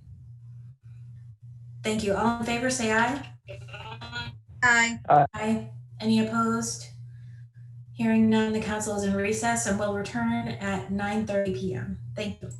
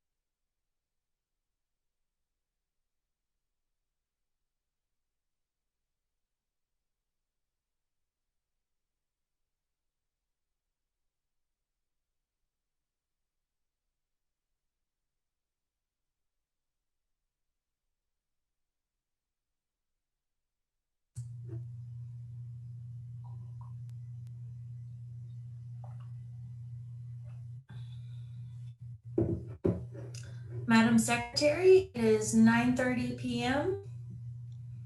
And I think we should go ahead and call the roll and continue our discussion. Yes, Madam Chair. Ms. Fiedler, Present.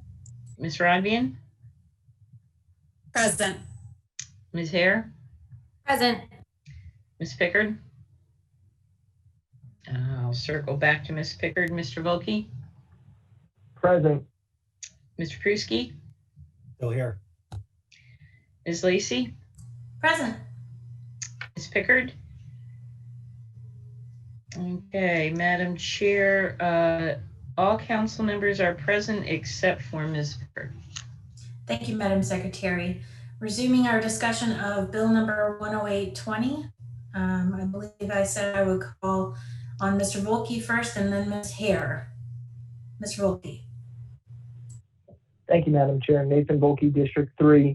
Mr. Barron, you've mentioned that there are other jurisdictions that you've looked at where this similar implementation of a cap on private businesses charging for these delivery services. Where else are you looking? What other jurisdictions did you look at? Pete Barron with the administration. This bill specifically, we looked at Washington, D.C. and Washington State. There's also been legislation in Denver and Pennsylvania, a couple of jurisdictions there. I've also had a chance to see the Baltimore City bill, but that was actually, I got that draft after we had introduced our bill, and the Baltimore City bill is substantially similar to ours. Ms. Hare. Thank you, Madam Chair. Jessica Hare, District 7. Mr. Barron, I had a chance while we're on recess to go try and take a look because I had remembered you saying Washington State earlier. And it looks to me like Washington State was not necessarily legislation that came out, but it was a governor's order who set a limit. And actually there was feedback on that from both Grubhub and DoorDash. And since we had asked about whether or not you had reached out to them to get those responses, I just wanted to read for you here what they said on this issue in Washington State. So Grubhub said, fee caps are well-intentioned but counterproductive at a time when restaurants need more support, visibility, and order volume than ever. They go on to say, there's a number of comments here, but it says ultimately fee caps cost valuable jobs and important economic activity, which is certainly something I'm concerned about here, that lowering this fee cap here will result in essentially a number of people losing their job, because certainly those delivery drivers are an important part of keeping the restaurants afloat and keeping this economic activity going and keeping people fed. Similarly, DoorDash responded, DoorDash is dedicated to supporting and empowering local businesses. We recognize the challenges Washington restaurants are facing and the difficult decisions Governor Inslee must make as we work to stop the spread of COVID-19 and support our local communities. We remain concerned that pricing regulations like this one could result in higher costs for customers, which lead to fewer orders for local restaurants and fewer earning opportunities for Dashers. We remain focused on finding solutions that preserve choice and ensure Washingtonians can continue to access safe and affordable food delivery. Certainly I think there's a lot of unknowns here, and I'm not sure that this really has been fully thought out in terms of the impact. I'm very concerned that by trying to solve one problem, we create another one, right? By trying to help out what sounds like a couple of restaurants have come to you with a concern, we create a whole new issue with drivers losing their job because there's not the ability to, they can't get paid, or DoorDash and Grubhub say, well, we have to have fewer people because we can't have as high a fee and things like that. So for me, I hear, you've heard from a couple of people, I can't replicate it. I'm not seeing that it's been overly successful, and I'm seeing a fair amount of opposition. I just don't, there's a bunch of missing pieces here for me. Pete Barron with the administration. That is correct. It was a order from the governor in Washington State that did have many provisions in that order that look like this bill. I can't answer the unknowns that you're posing, I think that this has been effective in a neighboring jurisdiction in DC, and I haven't seen any of those reported unintended consequences come to pass. So I think there is still the option, there's still the ability for the third-party delivery service to charge a 15% fee on the order, and that's, you know, we looked at what the appropriate fee would be, where the cap should be set, and we didn't feel like it should go lower, but 15% is still sufficient in the administration's opinion. Okay, thank you. Ms. Fiedler. Thank you, Madam Chair. Amanda Fiedler, District 5. This is just for the record. Ms. Hare reminded me of another conversation that I had with a restaurant owner. I gave the example before of the mom who's driving for one of these third parties. But another concern from the restaurant owner was that if the third party has to make up the loss in revenue with this cap, it could potentially go to the consumer, and they had concerns that it would deter actually the delivery method. So just for the record. Ms. Pickard? Allison Pickard, D2. How's my audio? It's okay? Good. Proceed. Okay. Just for the record, DoorDash just went public in 2020. They have a 53% profit margin. They have 1.6 billion cash on hand. I think they can take the hit for the next 6 months. Any other comments from my colleagues or questions? Ms. Hare. Thank you, Madam Chair. Jessica here, District 7. I don't know, just to respond to Councilwoman Pickard's comment, I don't know that the question is whether or not Grubhub can take the hit. It's, or DoorDash or whomever it was. It's a question of how they will respond. They may choose not to take the hit. They may choose to lay off workers because it is more cost effective for them. And that's what I want to avoid. I can't force them to keep people employed. But if they are doing well, that is good for the restaurants and for their employees as well. And so I don't see this as a hit to Grubhub or to DoorDash. I see this potentially as a hit to a lot of other people. Sarah Lacey, Council Member, District 1. I actually think that that's bogus, a bogus point of view. I think the thing that's left out is the volume. We have not just here, but nationally, and these companies are national. They operate nationally, and that includes Uber Eats and whoever else you can think of. Food delivery service is a pretty basic thing that's happening all over the country, and a whole lot more people are doing it than would in normal times. They can make up whatever is lost in that, I think a small amount of profit margin. They'll be able to make it up in the future. They'll have more people who are using their services than ever before, because people who start using now are likely to continue using those services in the future. And I think there are enough competitors in the market that for any one of them, say DoorDash, become unavailable or Grubhub become unavailable, these other competitors are going to come in and they're going to take up their market share. And because there's still a demand, and that consumer demand is still going to be strong. If the rigor of our debate proves anything, it's that the restaurant industry matters deeply to each of the 7 of us, as well as to the county executive and his administration. And we don't disagree on that.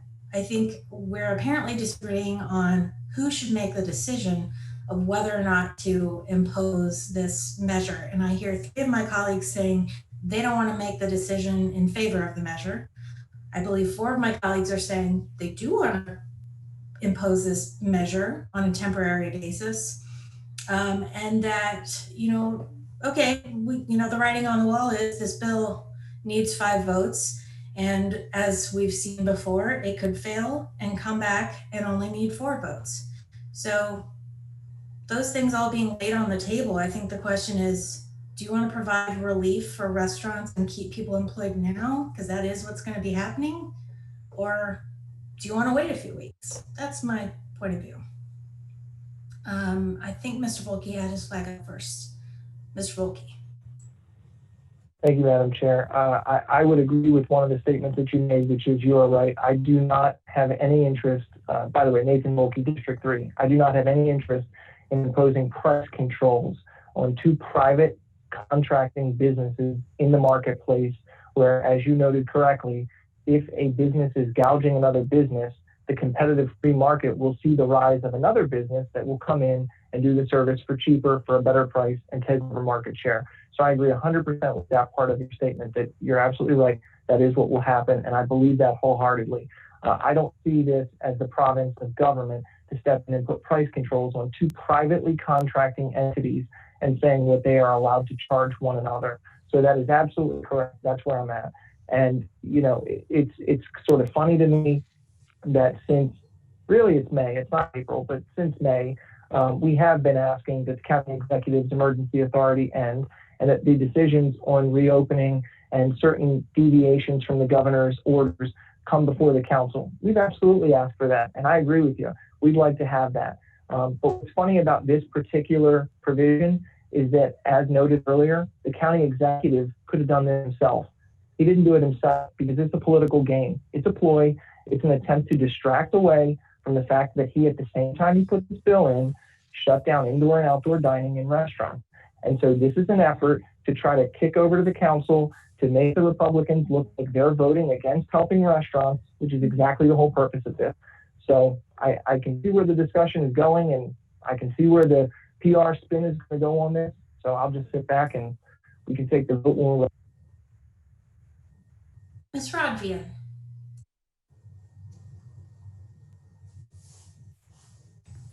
I thought I hit the button, didn't hit it. Lisa Rodvian, District 6.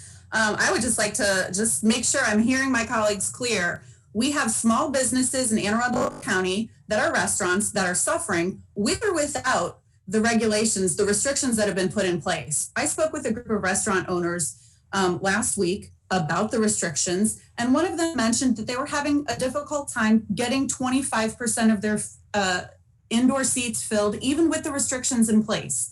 So you can blame this on the restrictions, or you can recognize that the pandemic is the problem. It's not the restrictions, it's not the county executive, it's the pandemic. Nothing is to fix the economy except for ending the pandemic. So we should be grateful that we have a vaccine coming down the pike. But until we start acting like there's a pandemic and people stop having to be hospitalized and people stop dying, people are not going to change their behavior. Lifting the restrictions is not going to change the behavior of many, many people. So we have the choice here. We can stand with DoorDash, a publicly traded nationwide company, or we can stand with the small businesses of Anne Arundel County. I am dumbfounded. My colleagues will stand with DoorDash, stand with Uber Eats. They are doing fine. They are making bank. So you stand with them, and we'll stand with our small businesses, with our restaurants, who, by the way, yes, they use DoorDash. I pulled up DoorDash just to see what I can order from my house. In addition to lots of chains, I can order from Mi Lindo Cancun. I can order from La Sierra. I can order from Vita Taco Bar. This is just under the Mexican section of Sin Fronteras, Paladar Latin Kitchen and Rum Bar. You name it, I can get it on DoorDash. So you're making the choice, DoorDash or the small businesses.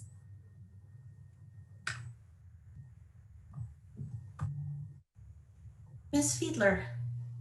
Thank you, Madam Chair. Amanda Fiedler, District. I just a note for record. Paladar in Annapolis is closed for good. So I just wanted to say I have spoken since the recovery work group in favor and for small businesses and a balance. And when I reached out to numerous restaurant owners, they were more concerned with the legislation than they were supportive. And there are a lot of unknowns that I have heard here this evening. I have heard we don't know what the outcome on negotiated contract terms would be.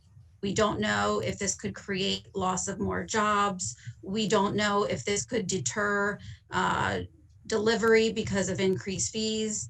And I certainly am not an expert in restaurant business, but I believe not being a part of the contract and negotiations means that I'm in no position to make a decision on a contract.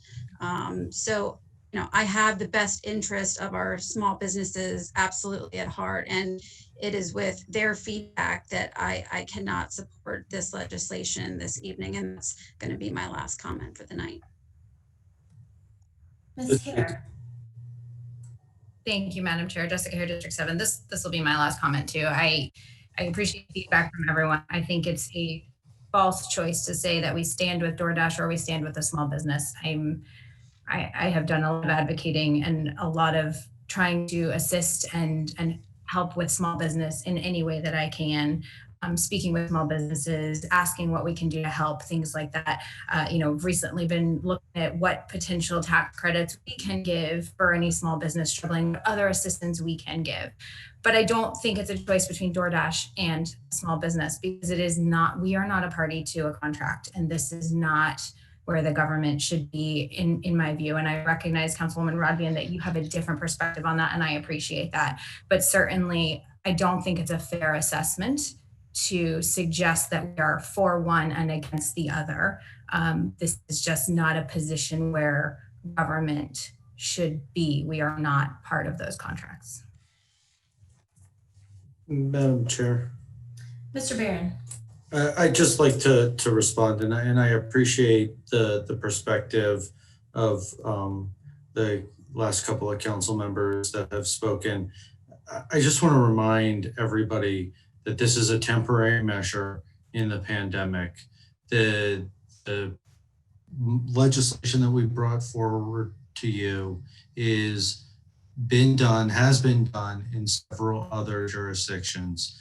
We are not breaking new ground. This is not some radical bill. This is some mild Band-Aid to address the concerns that have been caused by this pandemic and provide a little bit of assistance to our restaurants. And I hope that the council members who have stated that they will not support this legislation will reconsider and give this a try to help a couple restaurants who are really struggling right now.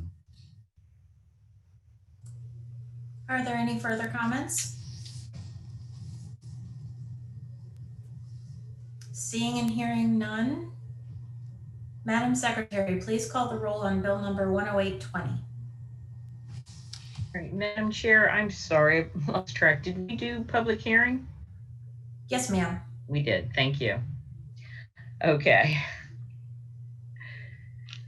Ms. Fiedler. Nay. Ms. Rodvian. Aye. Ms. Hare. Nay. Ms. Pickard. Aye. Mr. Volkey. Nay. Mr. Pruski. Aye. Ms. Lacy. Aye. 4 in the affirmative, 3 in the negative. Bill 10820 is defeated. Thank you, Madam Secretary. Is there any other business to be brought before the County Council at this time? Seeing none, may I have a motion to adjourn?